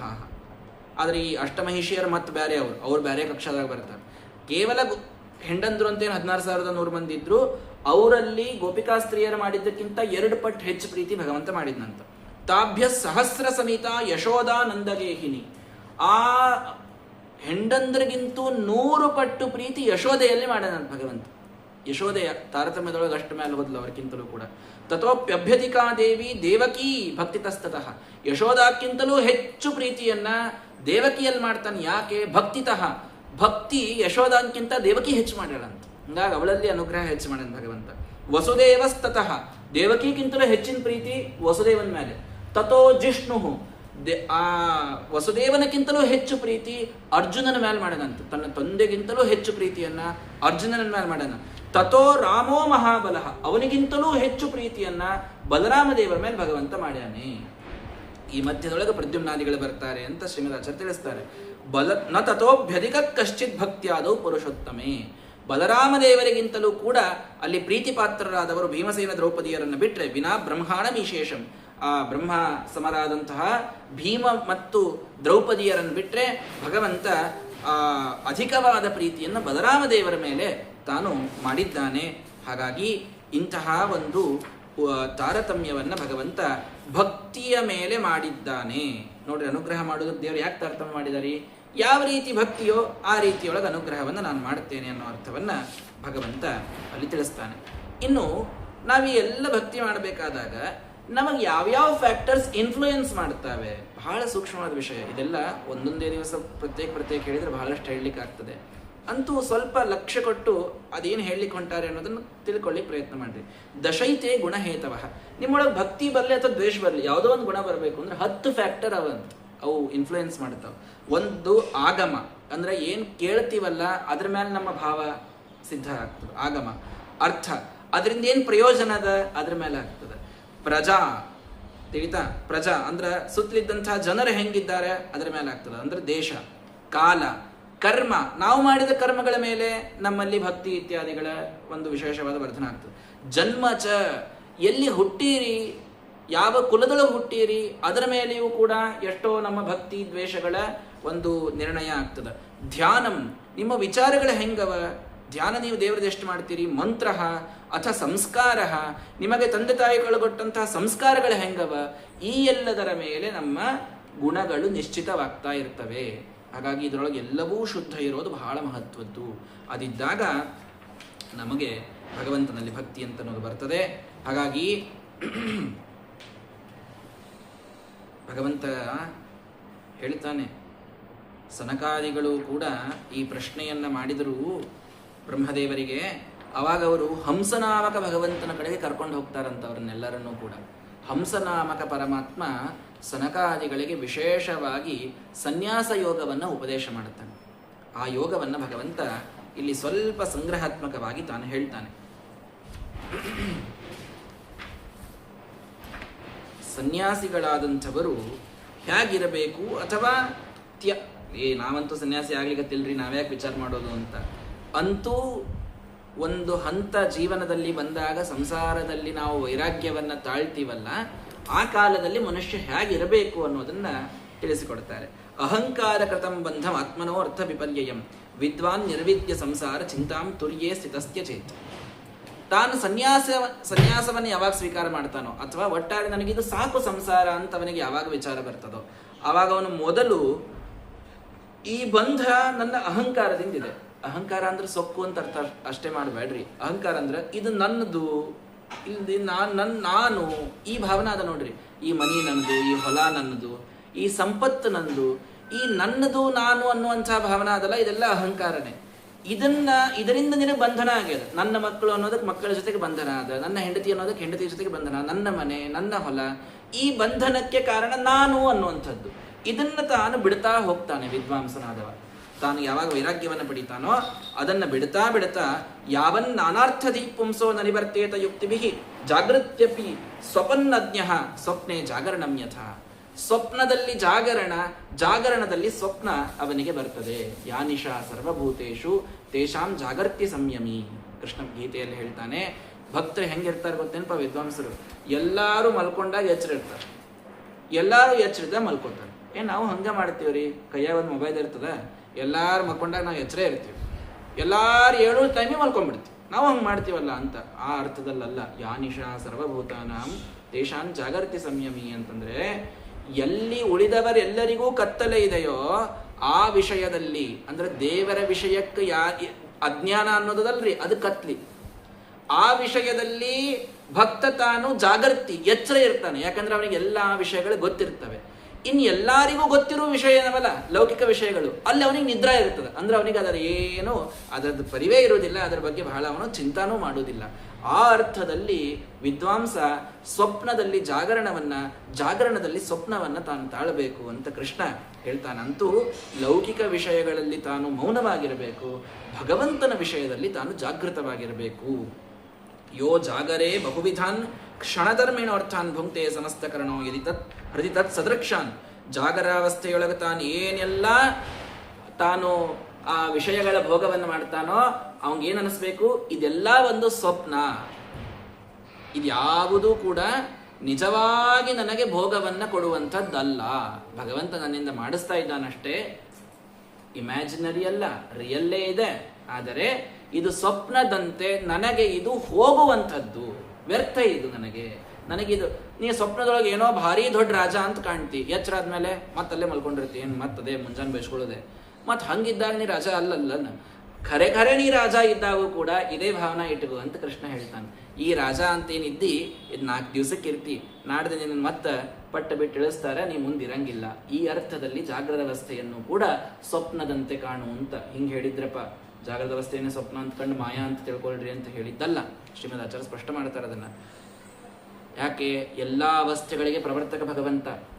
ಜಾಗೃತ ಅವಸ್ಥೆ ಯಾವಾಗ ಬರ್ತದೆ, ಎಚ್ಚರ ಯಾವಾಗ ಆಗ್ತದೆ ನಮಗೆ, ಕಣ್ ತೆಗೆದಾಗ್ರಿ ಅಂತಂತೀವಿ, ಹೌದಿಲ್ಲ? ಯಾಕ ವಿಶ್ವ ಅನ್ನುವ ಭಗವಂತನ ರೂಪ ನಮ್ಮ ಬಲಗಣ್ಣಿನ ತುದಿಯೊಳಗದಂತ. ಅದು ಸ್ವಿಚ್, ಅದು ಮಲಗುವುದು ಮತ್ತು ಹೇಳುವುದಕ್ಕೆ ಸ್ವಿಚ್ಚು ಇಲ್ಲ. ಬಲಗಣ್ಣಿನ ತುದಿಯೊಳಗೆ ವಿಶ್ವ ಅನ್ನುವ ಭಗವಂತನ ರೂಪ. ಯಾವಾಗ ಅವನು ಜಾಗೃತ ಆಗ್ತಾನೋ ಮನುಷ್ಯ ಕಣ್ ತೆಗಿತಾನೆ, ಅವಾಗ ಎದ್ದಂಗ. ಕಂಠದೊಳಗೆ ಭಗವಂತನ ಆ ತೈಜಸ ರೂಪ ಅದು ಸ್ವಪ್ನಕ್ಕೆ ಉದ್ಬೋಧಕವಾದಂತಹ ರೂಪ. ಜೀವ ಯಾವಾಗ ತಾನು ಕಂಠದೊಳಗೆ ಬರ್ತಾನೋ, ಅರ್ಥಾತ್ ತೈಜಸ ನಾಮಕ ಭಗವಂತನ ಕಡೆಗೆ ಯಾವಾಗೆಲ್ಲ ದೇವತೆಗಳು ಬರ್ತಾರೋ ಆ ಸಂದರ್ಭದೊಳಗೆ ಅವನು ಕನಸನ್ನ ಕಾಣ್ತಾನೆ. ಹೃದಯದೊಳಗೆ ಪ್ರಾಜ್ಞೆ ಇದ್ದಾನೆ. ಪ್ರಾಜ್ಞನಲ್ಲಿ ಪ್ರವೇಶ ಮಾಡಿದಾಗ ಪೂರ್ಣ ಮಲಗುತ್ತಾನೆ, ಸುಷುಪ್ತಿ. ಕನಸೂ ಇಲ್ಲ, ಎಚ್ಚರನೂ ಇಲ್ಲ, ಪೂರ್ಣ ನಿದ್ರಾವಸ್ಥಾ, ಕುಂಭಕರ್ಣನ ನಿದ್ರೆ ಆ ಟೈಮ್. ಅದು ಪ್ರಾಜ್ಞ ಅಂತ ಹೃದಯದೊಳಗಿದ್ದಂತಹ ಭಗವಂತನಿಂದ ಆಗ್ತದೆ. ಹೀಗೆ ಅನೇಕ ಅವಸ್ಥೆಗಳನ್ನು ಭಗವಂತ ತಾನು ಪ್ರೇರಣೆ ಮಾಡ್ತಾ ಇರ್ತಾನೆ. ಅದನ್ನು ತಿಳಿದುಕೊಂಡು ತಾನು ಕಾಲೇ ಈ ಒಂದು ಯೋಗವನ್ನು, ಸಾಂಖ್ಯ ಯೋಗವನ್ನು ತಾನು ಯಾವಾಗಲೂ ತಿಳ್ಕೊಳ್ಬೇಕು ಅಂತ ಹಂಸನಾಮಕ ಭಗವಂತನ ಅನೇಕ ವಿಚಾರಗಳನ್ನು ಅಲ್ಲಿ ತಿಳಿಸ್ತಾ ಇದ್ದಾರೆ. ಈ ವಾದ ಏನಿದೆಯಲ್ಲ, ಈ ಸಿದ್ಧಾಂತ, ಇದು ಎಂದೋ ಮೊನ್ನೆ ನಮ್ಮ ಶ್ರೀಮದಾಚಾರ್ಯ ಬಂದು ಹೇಳಿದ್ದು ಮಾಡಿದ್ದು ಅಂತ ತಿಳ್ಕೊಳ್ಬೇಡ್ರಿ. ಕಾಲೇನ ನಷ್ಟ ಪ್ರಳಯೇ ವಾಣೀಯಂ ವೇದ ಸಂಹಿತ. ಈ ವೇದದ ವಾಣಿ ಇದು ಪ್ರಳಯದೊಳಗೆ ನಷ್ಟ ಆಗಿ ಹೋಗಿತ್ತು. ಅರ್ಥಾತ್ ಇದು ಕೇವಲ ಭಗವಂತನಲ್ಲಷ್ಟೇ ಉಳಿದುಕೊಂಡಿತ್ತು, ಇನ್ಯಾರಲ್ಲೂ ಈ ವೇದಜ್ಞಾನ ಇರಲಿಲ್ಲ. ಮಯಾ ಆದೌ ಬ್ರಹ್ಮಣೇ ಪ್ರೋಕ್ತ ಧರ್ಮೋ ಯಸ್ಯಾಂ ಮದಾತ್ಮಕ. ನನ್ನವನೇ ಆದ ಮದಾತ್ಮಕ ಅಂತ ಬ್ರಹ್ಮದೇವರಿಗೆ ಕರೆಯೋದು ಭಗವಂತ. ನನ್ನ ಆತ್ಮದಂತೆ ಇರತಕ್ಕಂತಹ ಬ್ರಹ್ಮದೇವರಿಗೆ ನಾನೇ ಈ ವಿದ್ಯೆಯನ್ನ ಮೊದಲಿಗೆ ಕೊಟ್ಟದ್ದು, ಹೌದಲ್ಲಪ್ಪ? ಎಲ್ಲಕ್ಕಿಂತಲೂ ಮೊದಲು ಈ ವಿದ್ಯೆ ಬಂದದ್ದು ಬ್ರಹ್ಮದೇವರಿಗೆ. ಭಗವಂತನಿಂದ ಬ್ರಹ್ಮನಿಗೆ ಈ ವಿದ್ಯೆ ಬಂತು ಮೊದಲಿಗೆ. ತೇನ ಪ್ರೋಕ್ತಾಚ ಪುತ್ರಾಯ ಮನವೇ ಪೂರ್ವಜಾಯಸ. ಇದೇ ವಿದ್ಯೆಯನ್ನ ಪೂರ್ವದಲ್ಲಿ ಮನುವಿಗೆ, ಋಷಿಗಳಿಗೆ, ಪೂರ್ವಸೃಷ್ಟ ಪೂರ್ವಜಾಯೇ ತೇಧೇಕ ಸರ್ವತೋ ಗುಣೈ ಅನಾದ್ಯನಂತ ಕಾಲೇಶು ಮುಕ್ತಾವಪೇತಾಕ್ರಮಂ ಅಂತ ಶ್ರೀಮದಾಚಾರ್ಯ ತಿಳಿಸಿದಂತೆ ರುದ್ರಂ ಇಂದ್ರಂ ಕುಮಾರಂಚ ವಿನೈವ ಅನ್ಯಾಗ್ರಜೋ ಮನುಹು ಬ್ರಹ್ಮಪುತ್ರೇ ಶ್ವಾದಿ ಸೃಷ್ಟವು ಅನ್ಯಥಾತ್ವಂ ಪುನರ್ಜನೇಹಿ ಅಂತ ಆ ರುದ್ರ, ಇಂದ್ರ, ಕುಮಾರ ಇವರೆಲ್ಲರನ್ನು ಹುಟ್ಟಿಸಿ ಆದಮೇಲೆ ಮನುವನ್ನು ಹುಟ್ಟಿಸಿದ್ದಾರೆ. ಆ ಮನುವಿಗೆ ಇದನ್ನ ನಾನು ಕೊಟ್ಟೆ. ಆ ಬ್ರಹ್ಮದೇವರು ಮನುವಿಗೆ ಉಪದೇಶವನ್ನು ಮಾಡಿದ್ದಾರೆ. ಭೃಗು ಮೊದಲಾದ ಋಷಿಗಳು ಅದನ್ನು ಆಮೇಲೆ ಕೇಳ್ತಾರೆ. ಅವರಿಂದ ಪಿತೃಗಳು, ಅವರಿಂದ ದೇವತೆಗಳೆಲ್ಲರೂ, ದಾನವರು, ಗುಹ್ಯಕರು, ಮನುಷ್ಯರ ತನಕ ಈ ವಿದ್ಯೆ ಭಗವಂತನಿಂದ ಸೃಷ್ಟಿಯ ಆದಿಕಾಲದಿಂದ ಹರಿದು ಬಂದಂತಹ ಸನಾತನ ಅಂತಂತಾರೆ ನೋಡ್ರಿ. ಸನಾತನ ಅಂದ್ರೆ ಏನು? ಮೊದಲಿನಿಂದ ಇದ್ದದ್ದು ಅಂತ. ಎಷ್ಟು ಮೊದಲಿನಿಂದಪ್ಪ? ಎಷ್ಟು ಮೊದಲಿನಿಂದ? ಸೃಷ್ಟಿಯ ಆದಿಕಾಲದೊಳಗಿಂದಲೂ ಭಗವಂತ ಬ್ರಹ್ಮದೇವರಿಗೆ ಕೊಟ್ಟ, ಬ್ರಹ್ಮದೇವರು ಮನುವಿಗೆ ಕೊಟ್ಟರು, ಮನುವಿನಿಂದ ಋಷಿಗಳು, ಋಷಿಗಳಿಂದ ಇನ್ನನೇಕ ದೇವತೆಗಳು, ದೇವತೆಗಳಿಂದ ಮತ್ತೆ ಋಷಿಗಳು, ಮುನಿಗಳು, ಮನುಷ್ಯರು. ಈ ಅರ್ಥದಲ್ಲಿ ಇದು ಸನಾತನ. ಇದರ ನಾದ ಎಲ್ಲಾ ಕಾಲಕ್ಕಿದೆ, ಆದ್ದರಿಂದ ಇದು ಸನಾತನ ಅಂತ ಕೃಷ್ಣ ಭಗವದ್ಗೀತೆಯಲ್ಲಿ ಹೇಳ್ತಾನೆ.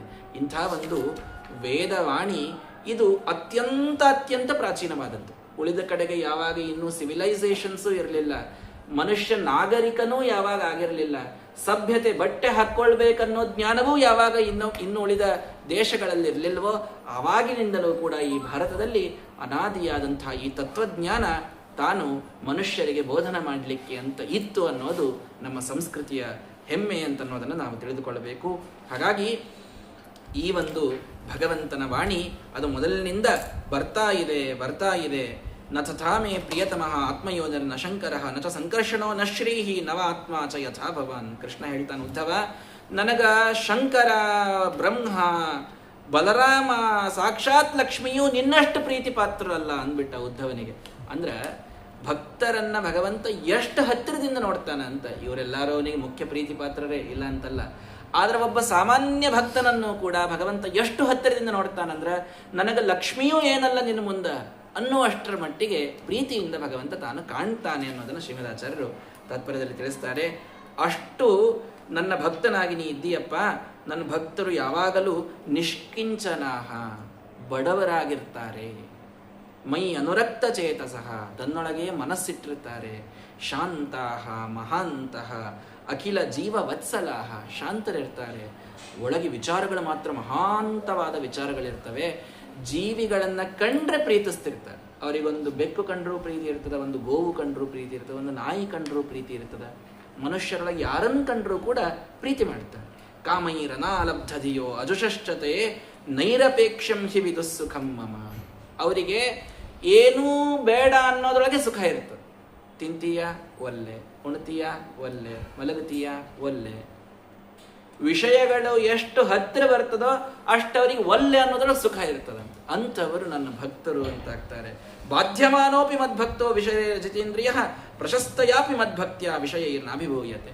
ವಿಷಯಗಳು ಬಂದವರಿಗೆ ಎಷ್ಟು ಬಾಧ ಮಾಡಲಿಕ್ಕೆ ನೋಡಿದರೂ ನನ್ನ ಭಕ್ತಿ ಎಂಬ ಅಸ್ತ್ರದಿಂದ ಅವೆಲ್ಲವನ್ನ ನನ್ನ ಭಕ್ತರು ಆ ವಿಘ್ನಗಳಿಂದ ಪಾರಾಗಿ ಬರ್ತಾರೆ ಹೊರತು ಅದರೊಳಗೆ ಸಿಕ್ಕು ಒದ್ದಾಡೋದಿಲ್ಲ. ಅವರು ನನ್ನ ಭಕ್ತರು ಅಂತಾಗ್ತಾರೆ. ಭಕ್ತ್ಯಾಹಮೇಕಯಾಗ್ರಾಹ್ಯ ಶ್ರದ್ಧಯಾತ್ಮ ಪ್ರಿಯಸ್ಸತಾಂ. ನಾನು ಕೇವಲ ಆ ಭಕ್ತಿಯಿಂದ ಸಿಗುವಂಥವ. ಅವರು ನನ್ನನ್ನು ನೋಡುವಾಗ ಅವರಲ್ಲಿ ಎಂಥ ವಿಕಾರಗಳಾಗ್ತವೆ. ಕೃಷ್ಣ ಹೇಳ್ತಾನೆ, ನಿಜವಾಗಿ ಕೃಷ್ಣನನ್ನು ನೋಡುವಾಗ, ಉಡುಪಿಯ ಕೃಷ್ಣನನ್ನು ನೋಡಿದ್ರಿ, ತಿರುಪತಿಯ ತಿಮ್ಮಪ್ಪನನ್ನು ನೋಡಿದ್ರಿ, ಪಂಢರಪುರದೊಳಗೆ ವಿಠಲನನ್ನು ನೋಡಿದ್ರಿ, ಹೆಂಗಾಗ್ತದೆ? ವಾಗ್ಗದ್ಗದಾದ್ರವತೆ ಯಸ್ಯ ಚಿತ್ತಂ ಮೃದತ್ಯಭೀಕ್ಷ್ಣಂ ಖಸತಿ ಕ್ವಚಿಚ್ಚ ವಿಲಜ್ಜ ಉದ್ಗಾಯತಿ ನೃತ್ಯತೆ ಚ ಮದ್ಭಕ್ತಿಯುಕ್ತೋ ಭುವನಂ ಪುನಾತಿ.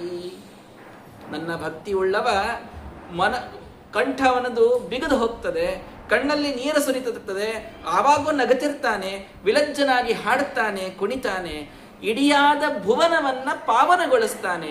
ಅವನಿದ್ದ ದೇಶ, ಅವನಿದ್ದ ಪ್ರದೇಶವೇ ಪುಣ್ಯ ದೇಶ ಅಂತಾಗಿ ಹೋಗ್ತದೆ. ಅಷ್ಟು ನನ್ನ ಭಕ್ತ ತಾನು ತನ್ನ ತೇಜಸ್ಸಿನಿಂದ ಎಲ್ಲರ ಉದ್ಧಾರವನ್ನ ಮಾಡ್ತಾನೆ. ಬಿಗಿದ ಕಂಠದಿಂ ದೃಗ್ಬಾಷ್ಪಗಳಿಂ ನಗೆ ಮೊಗದಿಂ ರೋಮಗಳೊಗೆದು ಮಿಗೆ ಸಂತೋಷದಿ ನೆಗೆದಾಡುತ್ತ ನಾಲ್ಮೊಗನಯ್ಯನ ಗುಣ ಪೊಗಳಿ ಹಿಗ್ಗುವುದೇ ಫಲವಿದು ಬಾಳ್ದುದಕ್ಕೆ ಅಂತ ಇದೇ ಶ್ಲೋಕದ ಎಕ್ಸಾಕ್ಟ್ ಅನುವಾದವನ್ನ ಜಗನ್ನಾಥದಾಸರು ಮಾಡ್ತಾರೆ. ನೋಡ್ರಿ, ಬಂಗಾರ ಶುದ್ಧ ಆಗಬೇಕು ಅಂದ್ರೂ ಅಗ್ನಿಯ ಒಳಗೆ ಅದು ಹಾಯ್ದು ಬರಬೇಕು. ಹೌದಾ? ಯಥಾಗ್ನಿನ ಹೇಮಮಲಂಜಹಾತಿ ಮಾತಂ ಪುನಸ್ವಂ ಭಜತೆ ಚ ರೂಪಂ ಆತ್ಮ ಚ ಕರ್ಮಾನುಶಯಂ ವಿಧೂಯ ಮದ್ಭಕ್ತಿಯೋಗೇನ ಭಜತ್ಯಥೋ ಮಾಂ. ಅಗ್ನಿ ಒಳಗ ಹಾಯ್ದು ಬಂದಾಗ ಬಂಗಾರ ಶುದ್ಧ ಅಂತ ಹೆಂಗಾಗ್ತದೋ, ಕಷ್ಟದೊಳಗ ಹಾಯ್ದು ಬಂದಾಗ ಭಕ್ತಿ ಶುದ್ಧ ಅಂತ ಆಗ್ತದ. ಬಹಳ ಮಂದಿ ಏನ್ ತಿಳ್ಕೊಂಡಾರಂದ್ರ ದೇವ್ರ ಭಕ್ತರಾಗೋದ್ರಿಂದ ನಮಗ್ ಕಷ್ಟ ಬರಂಗಿಲ್ಲ ಅಂತ ತಿಳ್ಕೊಂಡಾರ. ಇಲ್ಲ, ಕಷ್ಟ ಹೆಚ್ಚು ಬರ್ತಾವ. ದೇವ್ರ ಸ್ಪಷ್ಟ ಮಾಡ್ಬಿಡ್ತಾನ ನೋಡ್ರಿ. ಭಕ್ತಿ ಮಾಡ್ತೀರಂದ್ರ ಅದ್ರ ಪರೀಕ್ಷೆ ಹೆಚ್ಚಾಗ್ತದೆ. ಏನೋ ನಮ್ಮ ಕಡೆ ನೋಡ್ಲಾರ್ದವ್ರಿಗೆ ನಾ ಯಾಕೆ ಪರೀಕ್ಷೆ ಮಾಡಿ ಮತ್ತಷ್ಟು ಹತ್ರ ತಗೊಳ್ಳಿ, ಹಾಳಾಗಿ ಹೋಗ್ಲಿ ಅಂತ ಬಿಟ್ಬಿಡ್ತೀನಿ, ದೂರೇ ಸರಿಸ್ತೀನಿ ಅವ್ರನ್ನ. ಭಕ್ತರಂದ್ರೆ ಯಾರು? ಯಾರು ನಿಜವಾಗಿ ಪರೀಕ್ಷೆಗಳನ್ನ ಕೊಡ್ತಾರೋ, ಕಷ್ಟಗಳು ಬಂದಾಗಲೆಲ್ಲ ಯಾರು ಮತ್ತಷ್ಟು ನನ್ನಲ್ಲಿ ತಾವು ಭಕ್ತಿಯನ್ನ ಮಾಡ್ತಾರೋ ಅವರು ನನ್ನ ಭಕ್ತರು ಅಂತ ಆಗ್ತಾರೆ. ಹಾಗಾಗಿ ಪಾಪಗಳಿಂದ ದೂರ ಇದ್ದು ನಾನು ವಿಶೇಷವಾದಂತಹ ಅನುಗ್ರಹವನ್ನ ಆ ಪಾಪಗಳಿಂದ ದೂರ ಸರಿಸಿ ಅವರಿಗೆ ಮಾಡ್ತೇನೆ. ಹಾಗಾದ್ರೆ ಪಾಪಗಳು ಯಾವುವು? ಪಾಪಗಳಲ್ಲಿ ಎಷ್ಟು ವಿಧ? ಪಾಪಗಳು ಹೆಂಗವ? ಕ್ಷುದ್ರ ಪಾತಾನಿ ಪಾಪಾನಿ ಚ ಉಪಪಾತಕ ಪಾತಕೆ ಮಹಾಪಾತಕ ನಾವಾನಿ ಸುಮಹಾಪಾತಕಾನ್ಯಪಿ ತಥಾ ಸ್ವತಿ ಮಹಾಂತಾನಿ ಪಾತಕಾನಿ ವಿಧೋ ವಿದುಹು. ಕೇಳ್ರಪ್ಪ, ಪಾಪಗಳು ಬಹಳ ವಿಧ. ಕ್ಷುದ್ರ ಪಾಪ ಅಂದ್ರೇನು? ನೀವು ಹೊಂಟಾಗಿ ನಿಮಗೆ ಗೊತ್ತಾಗ್ಲಾರ್ದೆ ಏನೋ ಇರುವಿ ಮೇಲೆ ಕಾಲಿಟ್ಬಿಡ್ತೀರಿ, ಹುಳ ಹೊಡಿತೀರಿ, ಗೊತ್ತಾಗ್ಲಾರ್ದೇನ ಮತ್ತೆ ಹಿಂಗೆ ಕುತ್ತದನ್ನ ರಪ್ ಅಂತ ಹೊಡೆಯೋದಲ್ಲ, ಗೊತ್ತಾಗ್ಲಾರ್ದೆ ಆಗುವಂಥದ್ದು ಕ್ಷುದ್ರ ಪಾತಕ ಅಂತ ಕರೀತಾರೆ. ಇದು ಕ್ಷುದ್ರ ಪಾತಕ. ಇವೆಲ್ಲ ವಿಷಯಗಳು ಕೆಲವು ಡಿಟೇಲ್ಡ್ ಆಗಿ ಬಹಳ ಹೇಳಲಿಕ್ಕವ, ಅಂತೂ ಸ್ವಲ್ಪ ತಿಳ್ಕೊಳ್ರಿ. ಗೊತ್ತಾಗದೇ ಆದಂತಹ ಸಣ್ಣ ಸಣ್ಣ ಪಾಪಗಳಿಗೆ ಕ್ಷುದ್ರ ಪಾತಕ ಅಂತಂತಾರೆ. ಇನ್ನು ಮಹಾಪಾತಕ ಯಾವುದಪ್ಪ? ಪಾಪಂ ಅಸ್ಥಿ ಮತಾಂ ಹತ್ಯ, ಹೋಗ್ರಿ, ಇದು ಕ್ಷುದ್ರ ಪಾಪ. ಪಾಪ ಅಂದ್ರೆ ಯಾವುದು ಗೊತ್ತೇನು? ಅಸ್ಥಿ ಮತಾಂ ಹತ್ಯ, ಅಸ್ಥಿ ಉಳ್ಳಂತಹ ಪ್ರಾಣಿಗಳನ್ನು ಕೊಲ್ಲೋದು. ಮಾಂಸಾಹಾರಕ್ಕೆ ಇವತ್ತು ಅಸ್ಥಿ ಉಳ್ಳ ವರ್ಟಿಬ್ರೇಟ್ಸ್ ಅಂತ ಅಂತೀವಿ ನೋಡ್ರಿ, ಅಸ್ಥಿ ಮತಾಂ ಅಂತ ಅವಾಗೇ ಹೇಳಿದ ಭಾಗವತ. ಅಸ್ಥಿ ಉಳ್ಳದ್ದನ್ನ ಕೊಂದರೆ ತಿನ್ಲಿಕ್ಕಂತ, ಮಾಂಸಕ್ಕಂತ, ಇದು ಪಾಪ ಅಂತ ಕರೀತಾರೆ. ಇದು ಗೊತ್ತಿದ್ದು ಕೊಲ್ಲುವುದು. ಮತ್ತು ಫಲ ಚೌರ್ಯಾದಿರೇವಚ, ಚೌರ್ಯ ಕಳ್ಳತನ ಇದು ಮಾಡೋದು, ಇದು ಪಾಪ ಅಂತ ಕನ್ಸಿಡರ್ ಆಗ್ತದೆ. ಪರದಾರಾದಿಕಂಚಾಪಿ ಉಪಪಾತಕ ಸಂಹಿತಂ, ಅದಕ್ಕಿಂತ ದೊಡ್ಡದು ಉಪಪಾತಕ ಅಂತ. ಹೆಣ್ಣನ್ನ ಕೆಟ್ಟ ದೃಷ್ಟಿಯಿಂದ ನೋಡೋದು ಉಪಪಾತಕ ಅಂತ. ಒಂದು ಗಂಡು ಹೆಣ್ಣು ಗಂಡನ್ನ ತಪ್ಪು ದೃಷ್ಟಿಯಿಂದ ನೋಡಿದರೆ ಅದು ಉಪಪಾತಕ ಅಂತ. ಪಾತಕಂ ಶೂದ್ರ ಹತ್ಯಾದಿ ಬ್ರಹ್ಮ ಹತ್ಯಾದಿಕಂ ಮಹತ, ನೀಚರನ್ನ ಕೊಲ್ಲೋದು ಅದು ಕೂಡ ಪಾತಕ ಅಂತ ಆಗ್ತದೆ. ಆದರೆ ಸಜ್ಜನರನ್ನ, ಋಷಿಗಳನ್ನ ಕೊಲ್ಲೋದೇನಿದೆ ಇದು ಮಹಾಪಾತಕ ಅಂತ ಆಗ್ತದೆ. ದೇವಸ್ವ ಹರಣಾದೀನಿ ಸುಮಹಾಂತಿ, ಅದರೊಳಗೂ ಅದಕ್ಕೂ ಮಹಾಪಾಪ ಅಂತಂದ್ರೆ ಯಾವ್ದು ಗೊತ್ತೇನು? ದೇವಸ್ವ ಹರಣ, ಭಗವಂತನಿಗಿಟ್ಟದ್ದನ್ನು ನಾವು ಹರಣ ಮಾಡೋದು. ಭಗವಂತನಿಗಾಗಿ ಏನೋ ಒಂದಿಟ್ಟಿರ್ತಾರೆ, ನಾವು ಅದನ್ನು ಭೋಗ ಮಾಡೋದು, ಇದು ಮಹಾಪಾಪ, ಮಹಾಪಾಪ. ಅದಕ್ಕಿಂತಲೂ ದೊಡ್ಡದು ಯಾವುದು ಗೊತ್ತೇನೋ? ಸತ ಅಂಚೈವ ಅವಜ್ಞ, ಸಜ್ಜನರಿಗೆ ಅವಮಾನ ಮಾಡೋದು, ಅದು ಅತಿಯಾದ ದೊಡ್ಡ ಪಾಪ. ದೇವತೆಗಳನ್ನ, ಸಜ್ಜನ ಋಷಿಗಳನ್ನ ಅವಮಾನ ಮಾಡೋದು ಅತಿ ದೊಡ್ಡ ಪಾಪ. ಮಹನ್ಮಹತ್ತರ ತಸ್ಯ, ಅದಕ್ಕೂ ಎಲ್ಲಕ್ಕಿಂತ ದೊಡ್ಡ ಪಾಪ ಯಾವುದು? ಅವಜ್ಞಾ ಚ ಕೇಶವೇ, ದೇವರೊಳಗೆ ಉದಾಸೀನ ಮಾಡೋದು, ಇದು ಎಲ್ಲಕ್ಕಿಂತ ದೊಡ್ಡ ಪಾಪ. ದೇವರಲ್ಲಿ ಭಕ್ತಿ ಮಾಡದೇನೆ ದ್ವೇಷವನ್ನ, ಉದಾಸೀನವನ್ನ, ಉಪೇಕ್ಷ, ಅವೇನ್ ಬಿಡ್ರಿ, ಅವೇನ್ ನಮಗೆ ಮಾಡ್ತಾನ, ದೇವರ ವಿಷಯಕ್ಕೇನು ನಾಸ್ತಿಕ್ಯ ಬುದ್ಧಿ ಅದ, ಇದು ಎಲ್ಲಕ್ಕಿಂತ ದೊಡ್ಡ ಪಾಪ. ಪಾಪಗಳೊಳಗೆ ಹಿಂಗೆ ಸ್ಟೆಪ್ಸ್ ಅವ, ಒಂದೊಂದೇ ಮಾಡ್ಕೋತ ಏರಂಗಿಲ್ಲ, ಬೀಳ್ತಾರಿಲ್ಲ ಅಷ್ಟೇ. ಸ್ಟೆಪ್ಸ್ ಹೆಂಗವಂದ್ರೆ ಇವು ಬೀಳು ಸ್ಟೆಪ್ಸ್. ಇವು ಇವತ್ತು ಪಾಪ ಮಾಡ್ತಾ ಅಂಧನ್ ತಮಸ್ಸಿಗೆ ತಾನು ಹೋಗ್ತಾನೆ ಅಂತ ಆ ಪಾತಕಗಳಲ್ಲಿ ನಮಗೆ ವಿಧಗಳನ್ನು ತಿಳಿಸಿಕೊಡ್ತಾರೆ. ಇನ್ನು ಹೇಗೆ ಭಗವಂತನ ಧ್ಯಾನ ಮಾಡಬೇಕು ಅನ್ನೋದಕ್ಕೂ ಭಗವಂತ, ನೀವು ಧ್ಯಾನ ಯೋಗವನ್ನು ಭಗವದ್ಗೀತೆಯಲ್ಲಿ ಕೇಳಿದ್ದೀರಿ. ಸಂಕ್ಷಿಪ್ತವಾಗಿ ಭಗವಂತ ಹೇಳ್ತಾನೆ, ಒಂದೊಳ್ಳೆ ಆಸನವನ್ನು ಹಾಕೊಂಡು ಕೂತು ಸಮಕಾಯನಾಗಿ ತಾನಿದ್ದು ಹಸ್ತವನ್ನ ಉತ್ಸಂಗಾಧಾಯ ಎದೆಯ ಮೇಲೆ ತಾನಿಟ್ಟುಕೊಂಡು ಸ್ವನಾಸಾಗೃತ ಈಕ್ಷಣ ಅಥವಾ ತೊಡೆಯ ಮೇಲೆ ಆ ಎರಡೂ ಹಸ್ತಗಳನ್ನು ಜ್ಞಾನ ಮುದ್ರೆಯಲ್ಲಿಟ್ಟುಕೊಂಡು ನಾಸವನ್ನ ಮೂಗಿನ ತುದಿಯನ್ನೇ ತಾನು ನೋಡ್ತಾ ಕಣ್ಣುಗಳನ್ನು ಸಾವಕಾಶವಾಗಿ ಮುಚ್ಚಿ ಪೂರಕುಂಭಕ ರೇಚಕೈಹಿ ಪ್ರಾಣಾಯಾಮಾದಿಗಳನ್ನು ವಿಶೇಷವಾಗಿ ಮಾಡಿ ಭಗವಂತನ ಹೃದಯವಚ್ಛಿನ್ನಂ, ಹೃದಯದೊಳಗೆ ಇದ್ದ ಭಗವಂತನ ವಿಶೇಷವಾದ ರೂಪವನ್ನ, ಹೃದಯದಿ ರೂಪವು, ವದನದಿ ನಾಮವು, ಉದರದಿ ನೈವೇದ್ಯವು, ಶಿರದಿ ಪದಜಲ ನಿರ್ಮಾಲ್ಯವನ್ನೇ ಧರಿಸಿ ಕೋವಿದರ ಸದನ ಹೆಗ್ಗದವ ಕಾಯುವುದೇ ಫಲವಿದು ಬಾಳ್ದುದಕ್ಕೆ ಅಂತ ಭಗವಂತ ಹೇಳಿದಂತೆ ಹೃದಯದೊಳಗೆ ಅವಿಚ್ಛಿನ್ನವಾದ ಭಗವಂತನನ್ನ ಎಲ್ಲಾ ಕಾಲಕ್ಕೂ ಸ್ಮರಣ ಮಾಡ್ತಾ ಹೃತ್ ಪುಂಡರೀಕ ಮಂತಸ್ಥಂ ಊರ್ಧ್ವನಾಲ ಮಧೋಮುಖಂ, ನಾಲ ಊರ್ಧ್ವ ಮುಖ ಅಧ ಇರತಕ್ಕಂಥ ಪದ್ಮ, ಆ ಪದ್ಮದ ಧ್ಯಾನವನ್ನ ಮಾಡ್ತಾ ಬಿಂಬಮೂರ್ತಿಯನ್ನ ಸ್ಮರಣೆ ಮಾಡೋದು. ಸಮ, ಪ್ರಶಾಂತ, ಸುಮುಖ, ದೀರ್ಘ, ಚತುರ್ಭುಜ, ಸುಚಾರ, ಸುಂದರ ಗ್ರೀವಂ, ಸುಖಪೋಲಂ, ಶುಚಿಸ್ಮಿತಂ, ಭಗವಂತನ ಸುಂದರವಾದಂತಹ ರೂಪ. ಪೀತಾಂಬರವನ್ನುಟ್ಟುಕೊಂಡು ಶ್ರೀವತ್ಸ ಲಕ್ಷಣವನ್ನು ತಾನಿಟ್ಟುಕೊಂಡು ಶಂಖಚಕ್ರ ಗದಾಪದ್ಮಗಳನ್ನು ಹಿಡಿದುಕೊಂಡಂತಹ ಕಿರೀಟದಿಂದ ರಾಜಿತವಾದ ಸರ್ವಾಂಗ ಸುಂದರಂ, ಎಲ್ಲ ಅಂಗಗಳಿಂದಲೂ ಸುಂದರನಾದಂತಹ ಪ್ರಸಾದ ಸುಮುಖೇ ಕ್ಷಣಂ, ನಮ್ಮನ್ನ ನೋಡಿ ನಗುತ್ತಿರುವ ಭಗವಂತ.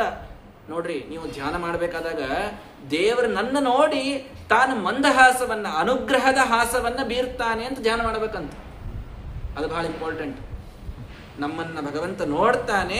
ಸುಕುಮಾರಂ ಅಭಿಧ್ಯಾಯೇತ್ ಸರ್ವಾಂಗೇಶು ಮನೋದದತ, ಮನಸ್ಸಿನೊಳಗ ಭಗವಂತನ ಎಲ್ಲ ಅಂಗಗಳನ್ನು ಒಮ್ಮೆಲೇ ತಂದುಕೊಂಡು ಕೋಮಲವಾದಂತಹ ಭಗವಂತನ ರೂಪವನ್ನ ಧ್ಯಾನ ಮಾಡಿದರೆ ಅವಶ್ಯವಾಗಿ ಭಗವಂತನಲ್ಲಿ ನೀವು ಧ್ಯಾನೇನ ಇತ್ತಂ ಸುತೀವ್ರೇಣ ಯುಂಜತೋ ಯೋಗಿನೋ ಮನಃ ಸಂಯಾಸ್ಯತ್ಯಾಶು ನಿರ್ವಾಣಂ ದ್ರವ್ಯಜ್ಞಾನ ಕ್ರಿಯಾಭ್ರಮ.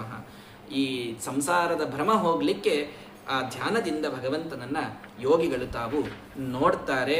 ಹಾಗಾದ್ರೆ ಆ ಯೋಗಿಗಳಿಗೆ ಏನ್ ಸಿದ್ಧಿ ಬರ್ತದಪ್ಪ? ಯೋಗ ಮಾಡಿದ್ರೆ ಏನ್ ಸಿದ್ಧಿ ಬರ್ತದ ಅವರಿಗೆ?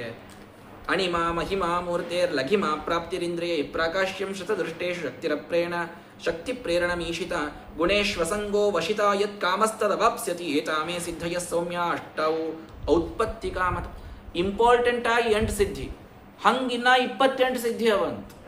ಇವೆಲ್ಲ ಸಿದ್ಧಿಗಳು ಯೋಗ ಮಾಡೋರಿಗೆ, ಧ್ಯಾನ ಮಾಡೋರಿಗೆ ಒಲಿದು ಬರ್ತಾವ. ಅಣಿಮ ಬೇಕಾದಾಗ ಸಣ್ಣ ರೂಪ ತಗೊಂಡ್ಬಿಡ್ತಾರಂತವ್ರು. ಭೂತ್ವ ಬಿಡಾರ ಸಮಿತಃ ನಿಶಿತಾಂ ಪುರಿಂಚ.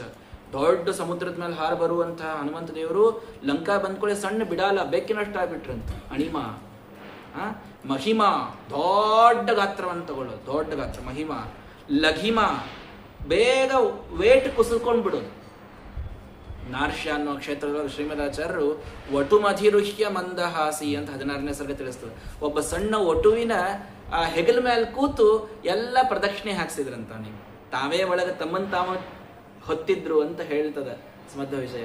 ಹಾಗಾಗಿ ತಾವು ವೇಟ್ ಒಮ್ಮೆ ಇಳಿಸ್ಕೊಂಡು ಬಿಡೋದು, ವೇಟ್ ಒಮ್ಮೆ ಹೆಚ್ಚು ಮಾಡ್ಕೊಳ್ಳೋದು. ಒಂದು ಹೆಬ್ಬಟ್ಟು ಹಿಂಗೆ ಇಟ್ರಂತ ಆ ಪೂರ್ವವಾಟ ಗಂಡವಾಟನ ಮುಂದೆ, ಇದನ್ನ ಅಳಗಾಡಿಸು ಅಂತ ಹೇಳಿದ್ರಂತ.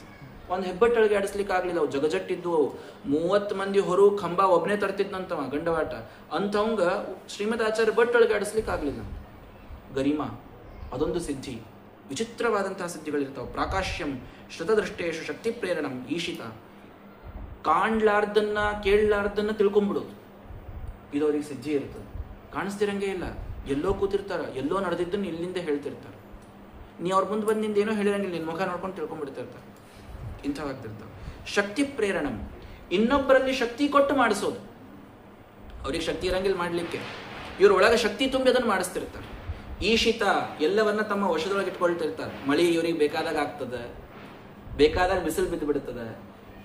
ಇಂಥ ವಿಚಿತ್ರವಾದಂತಹ ಪ್ರಕಾರಗಳು ಅಲ್ಲಿ ಆಗ್ತಾ ಇರ್ತಾವೆ. ಸತ್ಯಸಂಧ ತೀರ್ಥ ಶ್ರೀಪಾದಂಗಳವರು ಕೊನೆಯ ಕಾಲಕ್ಕೆ ತಾವು ಆ ಉಡುಪಿಯಿಂದ ಮಹಿಷಿ ತಾವು ಯಾತ್ರಾ ಮಾಡಬೇಕು ಅಂತಂದ್ರೆ ಬಿಸಿಲೊಳಗೆ ಹೋಗ್ಬೇಕಲ್ಲ, ಗ್ರೀಷ್ಮ ಋತು ಅಂತ ವಿಚಾರ ಮಾಡಿದ್ರೆ ಒಂದು ಮೋಡ ಇವ್ರ ಪಲ್ಲಕ್ಕಿ ಮೇಲೆ ಯಾವಾಗ್ಲೂ ಇತ್ತಂತ. ಇವ್ರನ್ನ ಹೊರೋ ಪಲ್ಲಕ್ಕಿ ಒಳಗೆ ಹೊತ್ಕೊಂಡು ಹೋಗೋರ ಮೇಲೆ ಒಂದು ಮೋಡ ಯಾವಾಗ್ಲೂ ಇತ್ತಂತ. ಒಟ್ಟಾರೆ ಅವ್ರಿಗೆ ಬಿಸಿಲೇ ಬೀಳಲಿಲ್ಲಂತ. ವಶಿತ, ವಿಚಿತ್ರವಾದಂತಹ ಪ್ರಕೃತಿಯನ್ನು ತಮ್ಮ ವಶದೊಳಗೆ ಇಟ್ಕೊಳ್ಳುವಂಥವ್ರು. ಈ ರೀತಿ ಯತ್ ಕಾಮಸ್ತದ ವಾಪ್ಸ್ಯತಿ, ಇದರೊಳಗೆ ಇದು ಬಿಟ್ಟು ಮತ್ತಿನ್ನೂ ಅನೇಕ ಕಾಮರೂಪಂ, ತಮಗೆ ಯಾವ ಬೇಕಾ ರೂಪ ತಗೊಳ್ಬಹುದು. ಇಂತಹ ಸಿದ್ಧಿ ಅವ. ಮನೋಜವಹ, ಮನಸ್ಸಿನ ವೇಗದೊಳಗೆ ತಾವು ಅಡ್ಡಾಡಬಹುದು. ಇಲ್ಲಿದ್ದಾವ ಎಲ್ಲೋ ಹೋಗಿ ಪ್ರಕಟ ಆಗ್ಬಿಡುವುದು. ಪರಕಾಯ ಪ್ರವೇಶನಂ, ಇನ್ನೊಬ್ಬರ ದೇಹದೊಳಗೆ ಪ್ರವೇಶ ಮಾಡುವುದು. ಇಂತಹ ಸಿದ್ಧಿಗಳೆಲ್ಲ ಭಾಳ ಹೇಳ್ಕೊಳ್ಕೋತ್ರ ಗಾಬರಿ ಆಗ್ತಾರೆ ಇರಲಿ. ಅದಕ್ಕೆ ಇಂತಹ 18 ಸಿದ್ಧಿಗಳವ, ಅದರೊಳಗೆ 8 ಸಿದ್ಧಿಗಳು ಕೂಡ ಮಹತ್ವದ್ದವ ಅಂತ. ಹೀಗೆ ನನ್ನ ಭಕ್ತರು ಅನೇಕ ಯೋಗವನ್ನು ಮಾಡಿ ಇದನ್ನು ಪಡೀತಾರೆ. ಅಣಿಮಾನ ಮಾಪ್, ಯಾವುದರಿಂದ ಅಣಿಮ, ಯಾವುದರಿಂದ ಮಹಿಮಾ, ಇದು ಹೇಳ್ತಾನೆ ಕೃಷ್ಣ. ಅಣಿಮ ಆಗ್ಲಿಕ್ಕೇನು ಉಪಾಸನ ಮಾಡಬೇಕು, ಮಹಿಮಾ ಆಗ್ಲಿಕ್ಕೇನು ಉಪಾಸನ ಮಾಡಬೇಕು. ಮಾಂ ತತ್ರ ಮಸಾಧ್ಯಾಯನ್ ವಿಶ್ವಂ ಪಶ್ಯತಿ ಸೂಕ್ಷ್ಮದೃಕ. ಭಗವಂತನನ್ನ, ಈ ತ್ವಷ್ಟಾರನನ್ನ ಉಪಾಸನ ಮಾಡಿದ್ರೆ ಸೂಕ್ಷ್ಮವಾದದ್ದೆಲ್ಲ ಕಾಣಿಸ್ಲಿಕ್ಕೆ ಪ್ರಾರಂಭ ಆಗ್ತದಂತ ನೋಡ್ರಿ. ಒಂದೊಂದರಿಂದ ಒಂದೊಂದು ಆಗ್ತದ ಅಂತ. ಶ್ವೇತದ್ವೀಪದೌ ಚಿತ್ತಂ ಶುದ್ಧೇ ಧರ್ಮಮಯಮಯಿ ಧಾರಯನ್ ಶ್ವೇತತಾಂ ಯಾತಿ ಷಡೂರ್ಮಿರ್ ಇಹತೋ ಮರಹ. ಶ್ವೇತದ್ವೀಪದಲ್ಲಿದ್ದ ಭಗವಂತನನ್ನ ಚಿಂತನ ಮಾಡ್ತಾ ಮಾಡ್ತಾ ಮಾಡ್ತಾ ಕಪ್ಪಿದ್ದವರು ಬೆಳೆದಾಗ ಹೋಗ್ಬಿಡ್ತಾರಂತ. ಅದೊಂದು ಸಿದ್ಧಿ ವಿಚಿತ್ರ. ಶ್ವೇತದ್ವೀಪಪತಿಯನ್ನ ಭಗವಂತನನ್ನ ಸ್ಮರಣ ಮಾಡೋದಂತ. ಶ್ವೇತ ಆಗ್ಬಿಡ್ತಾರೆ. ಶ್ವೇತ ಅಂದ್ರೆ ಬೆಳ್ಳಗಾಗ್ತಾರೆ ಅಂತ. ಯಾವ ಫೇರ್ ಆ್ಯಂಡ್ ಲವ್ಲಿನೂ ಬೇಕಾಗಿಲ್ಲ. ಈ ರೀತಿಯೊಳಗೂ ಕೂಡ ಸಿದ್ಧಿಗಳು ಬಹಳ ವಿಚಿತ್ರವಾಗೆಲ್ಲ ಭಗವಂತ ಹೇಳ್ತಾನೆ. ಮದ್ವಿಭೂತಿ ರವಿಧ್ಯಾಯನ್ ಶ್ರೀವತ್ಸಾಸ್ತ್ರ ವಿಭೂಷಿತಾ ಧ್ವಜಾತ ಪತ್ರವ್ಯಜನೈ ಸಭವೇದ ಪರಾಜಿತಃ. ಭಗವಂತನ ವಿಭೂತಿಗಳು ಎಲ್ಲೆಲ್ಲೆವಲ್ಲ ಅವೆಲ್ಲವನ್ನ ಧ್ಯಾನ ಮಾಡ್ತಾ ಹೋದ್ರಿ ಅಂತಂತಂದ್ರೆ ಉಪಾಸ್ಯ ವಾಯು ಪ್ರಥಮಂ. ವಾಯು ಸುಷ್ಟು ಅಪರೋಕ್ಷಿತೆ. ಮೊದಲು ನೋಡ್ರಪ್ಪ, ಏನೋ ಒಂದು ನೀವು ಮೂರ್ತಿ ನೋಡಿದ್ರ, ಆ ಮೂರ್ತಿಯೊಳಗೆ ಮೊದಲು ವಾಯುದೇವರು ಧ್ಯಾನ ಮಾಡಬೇಕು. ಗೋಲಕ ಚಿಂತನ ಅಂತಂತಾರೆ. ಆ ವಾಯುದೇವರೊಳಗೆ ಲಕ್ಷ್ಮೀದೇವಿ ಇದ್ದಾಳೆ, ಆ ಲಕ್ಷ್ಮೀ ಒಳಗೆ ಭಗವಂತ ಇದ್ದಾನೆ. ಈ ರೀತಿ ಚಿತ್ರ ಮಾಡಬೇಕು. ನಿರ್ಮಾಲ್ಯ ಅಭಿಷೇಕಕ್ಕೆ ಏನು ಮೊದಲು ಮೂರ್ತಿ ತೆಗೆದಿಟ್ಕೋತಿರಲ್ಲ, ಈ ಗೋಲಕತ್ರಯ ಚಿಂತನೆ ಮಾಡಿದ ಮೇಲೆ ಅದರೊಳಗೆ ಭಗವಂತ ಬರ್ತಾನೆ, ಅವಾಗೆ ಅಭಿಷೇಕ ಮಾಡ್ಲಿಕ್ಕೆ ಬರ್ತದೆ. ಇಲ್ಲಾಂದ್ರೆ ಸುಮ್ಮನೆ ನೀವು ಮೂರ್ತಿ ಮೇಲೆ ಅಭಿಷೇಕ ಮಾಡಿ ಬಂದಂಗೆ ಅಷ್ಟೇ, ದೇವ್ರಿಗೆ ಮಾಡ್ದಂಗೆ ಹಂಗಿಲ್ಲ. ದೇವ್ರಿಗೆ ಮಾಡೋದು ಯಾವಾಗಂದ್ರೆ ಆ ಮೂರ್ತಿಯೊಳಗ ವಾಯುದೇವರು, ವಾಯುದೇವರೊಳಗ ಲಕ್ಷ್ಮೀದೇವಿ, ಲಕ್ಷ್ಮೀದೇವಿ ಒಳಗ ಭಗವಂತ. ಈ ಗೋಲಕತ್ರಯ ಚಿಂತನ ಮಾಡಿ ಅಭಿಷೇಕವನ್ನು ಮಾಡಬೇಕು, ಎಲ್ಲ ಉಪಚಾರಗಳನ್ನು ಮಾಡಬೇಕು. ಆವಾಗ ಭಗವಂತ ಸ್ವೀಕಾರ ಮಾಡುತ್ತಾನೆ. ತಿಳಿತಾ? ಹೀಗೆ ಜನ್ಮ ಔಷಧಿ ತಪೋ ಮಂತ್ರೈರ್ ಯಾವತೀರಿಹ ಸಿದ್ಧಯ ಯೋಗೇನಾಪ್ನೋತಿ ತಾ ಸರ್ವಾಯೈ ಯೈರ್ಯೈ ಯೋಗಗತಿಂ ವ್ರಜೇತ್. ನೋಡ್ರಪ್ಪ, ಕೆಲವರಿಗೆ ಜನ್ಮದಿಂದ ಕೆಲವು ಸಿದ್ಧಿ ಬಂದಿರ್ತಾವ. ನಮ್ಮ ಅಪ್ಪಗೂ ಇದಿತ್ರಿ ಅದಕ್ಕೆ ನಾವು ಬಂದದ ಅಂತ. ಕೆಲವರು ಏನೇನೋ ಔಷಧಗಳಿಂದ ಮಾಡ್ಕೊಂಡಿರ್ತಾರೆ. ಕೆಲವರು ಏನೋ ಮಾಟ ಮಂತ್ರದ ಮಂತ್ರ ಕಲ್ತ್ ಕೆಲವು ಸಿದ್ಧಿ ಮಾಡ್ಕೊಂಡಿರ್ತಾರೆ. ಯಾರ್ಯಾರೋ ಯಾವ್ದ್ಯಾವ್ದೋ ರೀತಿಯ ಸಿದ್ಧಿ ಏನು ಮಾಡ್ಕೊಂಡಾರಲ್ಲ, ಅವು ಎಲ್ಲ ಸಿದ್ಧಿಗಳು ಭಗವಂತನ ಯೋಗವನ್ನು ಧ್ಯಾನವನ್ನು ಮಾಡೋವನಿಗೆ ತಾನಾಗಿ ಒಲಿದು ಬರ್ತಾವೆ. ಆ ಸಿದ್ಧಿನೇ ಸಣ್ಣ ದೇವರ ಯೋಗದ ಮುಂದೆ. ಅಷ್ಟು ಯೋಗ ವಿಚಿತ್ರ, ಅಷ್ಟು ಧ್ಯಾನ ಅದು ದೊಡ್ಡದು ಅಂತ ಕೃಷ್ಣ ತಾನು ಬಹಳ ಅದ್ಭುತವಾದ ವಿಷಯಗಳನ್ನು ತಾನು ತಿಳಿಸಿಕೊಡ್ತಾನೆ. ಹೀಗೆ ಯೇಷು ಯೇಷು ಚ ಭಾವೇಷು ಯಥಾತ್ವಂ ಪರಮರ್ಷಯ ಉಪಾಸೀನ ಪ್ರಪದ್ಯಂತೆ ಸಂಸಿದ್ಧಿಂ ತದ್ವದಸ್ವಮೇ. ಋಷಿಗಳು ಮುನಿಗಳು ನಿನ್ನನ್ನು ಯಾವ ಯಾವ ಭಾವದಲ್ಲಿ, ನಿನ್ನನ್ನು ಯಾವ ಯಾವುದರಲ್ಲಿ ತಾವು ತಿಳ್ಕೊಳ್ತಾರೆ ಅನ್ನೋದನ್ನು ಹೇಳು ಅಂದಾಗ ವಿಭೂತಿ ಅಧ್ಯಾಯ ಅಂತೇನು 10ನೇ ಅಧ್ಯಾಯ ಗೀತೆಯೊಳಗದನೋ ಅದರ ಸಾರವನ್ನು ಕೃಷ್ಣ ಇದೇ ಉದ್ಧವ ಗೀತೆಯಲ್ಲಿ ತಾನು ಹೇಳ್ತಾನೆ. ದೇವತೆಗಳಲ್ಲಿ ಭಗವಂತನ ವಿಭೂತಿ ಯಾರಲ್ಲಪ್ಪ? ಬ್ರಹ್ಮದೇವರೊಳಗದಂತ. ಮಂತ್ರಗಳಲ್ಲಿ ಭಗವಂತನ ವಿಭೂತಿ ಯಾವುದೊಳಗ? ಓಂಕಾರದೊಳಗದಂತ. ಒಂದು ಓಂ ಅಂದ್ಬಿಟ್ರೆ ಸಾಕು. ಅ ಅನ್ನೋದ್ರಿಂದ ಋಗ್ವೇದ, ಉ ಅನ್ನೋದ್ರಿಂದ ಯಜುರ್ವೇದ, ಮ ಅನ್ನೋದ್ರಿಂದ ಸಾಮವೇದ, 3 ವೇದ ಓಂ ಅನ್ನೋದ್ರಿಂದ ಬಂದ್ಬಿಡುತ್ತೆ. ವೇದ ಮಾತಾತು ಗಾಯತ್ರಿ. ಗಾಯತ್ರಿ ನೋಡ್ರಿ ಹೆಂಗದಂದ್ರ ಓಂಕಾರದಿಂದ ಭೂಹು ಭುವಃ ಸ್ವಹ ಅಂತ ವ್ಯಾಹೃತಿ ಮಂತ್ರ ಬಂದದ್ದು. ಆ ವ್ಯಾಹೃತಿ ಮಂತ್ರಗಳಿಂದ ಗಾಯತ್ರಿಯ ಒಂದೊಂದು ಪಾದ, ಭೂಹು ಅನ್ನೋದ್ರಿಂದ ತತ್ಸವಿತುರ್ವರೇಣ್ಯಂ, ಭುವಃ ಅನ್ನೋದ್ರಿಂದ ಭರ್ಗೋದೇವಸ್ಯ ಧೀಮಹಿ, ಸ್ವಹ ಅನ್ನೋದ್ರಿಂದ ಧಿಯೋಯೋನ ಪ್ರಚೋದಯಾತ್. ಈ 3 ಗಾಯತ್ರಿಯ ಪಾದಗಳಿಂದ ಪುರುಷ ಸೂಕ್ತದ 3 ಪ್ರವರ್ಗಗಳು. ಪುರುಷ ಸೂಕ್ತದೊಳಗೆ 3 ಭಾಗ ಮಾಡಬೇಕು. ಪುರುಷ ಸೂಕ್ತದ 1ನೇ ಪ್ರವರ್ಗದಿಂದ ಋಗ್ವೇದ, 2ನೇ ಪ್ರವರ್ಗದಿಂದ ಯಜುರ್ವೇದ, 3ನೇ ಪ್ರವರ್ಗದಿಂದ ಸಾಮವೇದ. ಅಥರ್ವವೇದ ಇದು ಋಗ್ವೇದದ್ದೇ ಒಂದು ಭಾಗ. ಅಂತೂ 4 ವೇದಗಳು. ಹೀಗೆ 3 ವೇದಗಳಿಗೆ ಮೂಲವಾದದ್ದು ಪುರುಷ ಸೂಕ್ತ. ಅದಕ್ಕೆ ಪುರುಷ ಸೂಕ್ತ ಅನ್ನೋದು ನಿತ್ಯ. ಯಾಕಂತಂದ್ರೆ 3 ವೇದ ಅಂದದ್ದು ಫಲ. ಆ ಪುರುಷ ಸೂಕ್ತಕ್ಕೂ ಮೂಲ ಗಾಯತ್ರಿ ಮಂತ್ರ, ಗಾಯತ್ರಿಗೂ ಮೂಲ ಭೂರ್ಭುವ ಸ್ವಹ ಅನ್ನುವ ವ್ಯಾಹೃತಿ ಮಂತ್ರ, ಅದಕ್ಕೂ ಮೂಲ ಒಂದೇ ಒಂದು ಓಂ, ಒಂದು ಪ್ರಣವ ಮಂತ್ರ. ಇಷ್ಟು ಇಡೀ ವೇದಕ್ಕೆ ಮೂಲ ಅಂತ ಹೇಳ್ತಾರೆ. ಹಾಗಾಗಿ ಮಂತ್ರಗಳಲ್ಲಿ ಭಗವಂತ ಓಂಕಾರದೊಳಗೆ ತಾನಿದ್ದಾನೆ ಅಂತ, ಅಕ್ಷರಗಳಲ್ಲಿ ಅಕಾರದೊಳಗೆ ಭಗವಂತನಿದ್ದಾನೆ ಅಂತ. ಪದಾನಿ ಛಂದಸಾಮಹಂ ಅಂತ ಬ್ರಹ್ಮರ್ಷಿಗಳಲ್ಲಿ ಭೃಗುವಿನೊಳಗೆ ಭಗವಂತನಿದ್ದಾನೆ, ರಾಜರ್ಷಿಗಳಲ್ಲಿ ಮನುವಿನೊಳಗೆ ಇದ್ದಾನೆ, ದೇವರ್ಷಿಗಳಲ್ಲಿ ನಾರದರಲ್ಲಿ ಇದ್ದಾನೆ ಭಗವಂತ, ಆಕಳುಗಳಲ್ಲಿ ಕಾಮಧೇನುವಿನೊಳಗಿದ್ದಾನೆ, ದೇವತೆಗಳಲ್ಲಿ ಇಂದ್ರನಲ್ಲಿದ್ದಾನೆ, ಆಯುಧಗಳಲ್ಲಿ ವಜ್ರದಲ್ಲಿ ಭಗವಂತ ತನ್ನ ವಿಭೂತಿಯನ್ನಿಟ್ಟಾನೆ, ಪ್ರಜಾಪತಿಗಳಲ್ಲಿ ದಕ್ಷನಲ್ಲಿ ಭಗವಂತ ಇಟ್ಟಾನೆ, ಗಜಗಳಲ್ಲಿ ಐರಾವತದಲ್ಲಿ ಭಗವಂತ ಇಟ್ಟಾನೆ, ಪ್ರಕಾಶಮಯವಾದ ವಸ್ತುಗಳಲ್ಲಿ ಸೂರ್ಯನಲ್ಲಿ ಭಗವಂತ ತನ್ನ ವಿಭೂತಿಯನ್ನಿಟ್ಟಾನೆ, ಮನುಷ್ಯರಲ್ಲಿ ರಾಜನಲ್ಲಿ ಭಗವಂತ ತನ್ನ ವಿಭೂತಿಯನ್ನಿಟ್ಟಾನೆ. ಇವತ್ತು ಯಾರು ನಮ್ಮನ್ನು ಆಳ್ತಾ ಇರ್ತಾರೋ ಆ ರಾಜರು, ಅವರಲ್ಲಿ ಭಗವಂತನ ವಿಭೂತಿ ಇರ್ತದೆ. ರಾಜ ಪ್ರತ್ಯಕ್ಷ ದೇವತಾ ತಾನು ಹೇಳ್ತಾನೆ ಭಗವಂತ. ಯಮ ಉಚ್ಚೈಶ್ರವ ಸ್ತುರಂಗಾಣ. ಹೀಗೆ ಧಾತುಗಳಲ್ಲಿ ಭಗವಂತ ಬಂಗಾರದಲ್ಲಿ ತನ್ನ ವಿಭೂತಿಯನ್ನ ಇಟ್ಟಿದ್ದಾನೆ. ಇದನ್ನು ಚಲೋ ಹೇಳಿದ್ರು ನೋಡ್ರಿ ಸರ್ ಅಂತ ಹೇಳ್ತೀರಿ. ಇರ್ಲಿ, ಯಜ್ಞಗಳಲ್ಲಿ ಬ್ರಹ್ಮಯಜ್ಞದಲ್ಲಿ ಭಗವಂತನ ವಿಭೂತಿ ಇದೆ. ಬ್ರಹ್ಮಯಜ್ಞ ಮಾಡಿದ್ರೆ ಅಷ್ಟು ದೊಡ್ಡ ವಿಭೂತಿ ಭಗವಂತನದು.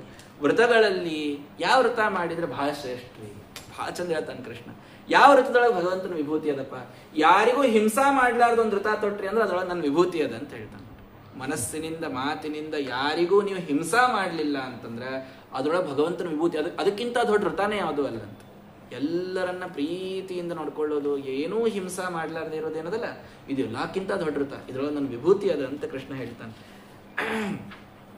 ಹೀಗೆ ಯಾಕೆ ಶುಚೀನಾಮಪ್ಯಹಂ ಶುಚಿ, ಶುದ್ಧವಾದ ವಸ್ತುಗಳಲ್ಲಿ ನಾನೇ ನನ್ನಲ್ಲಿಯೇ ವಿಭೂತಿ ಅದ ಭಗವಂತನ.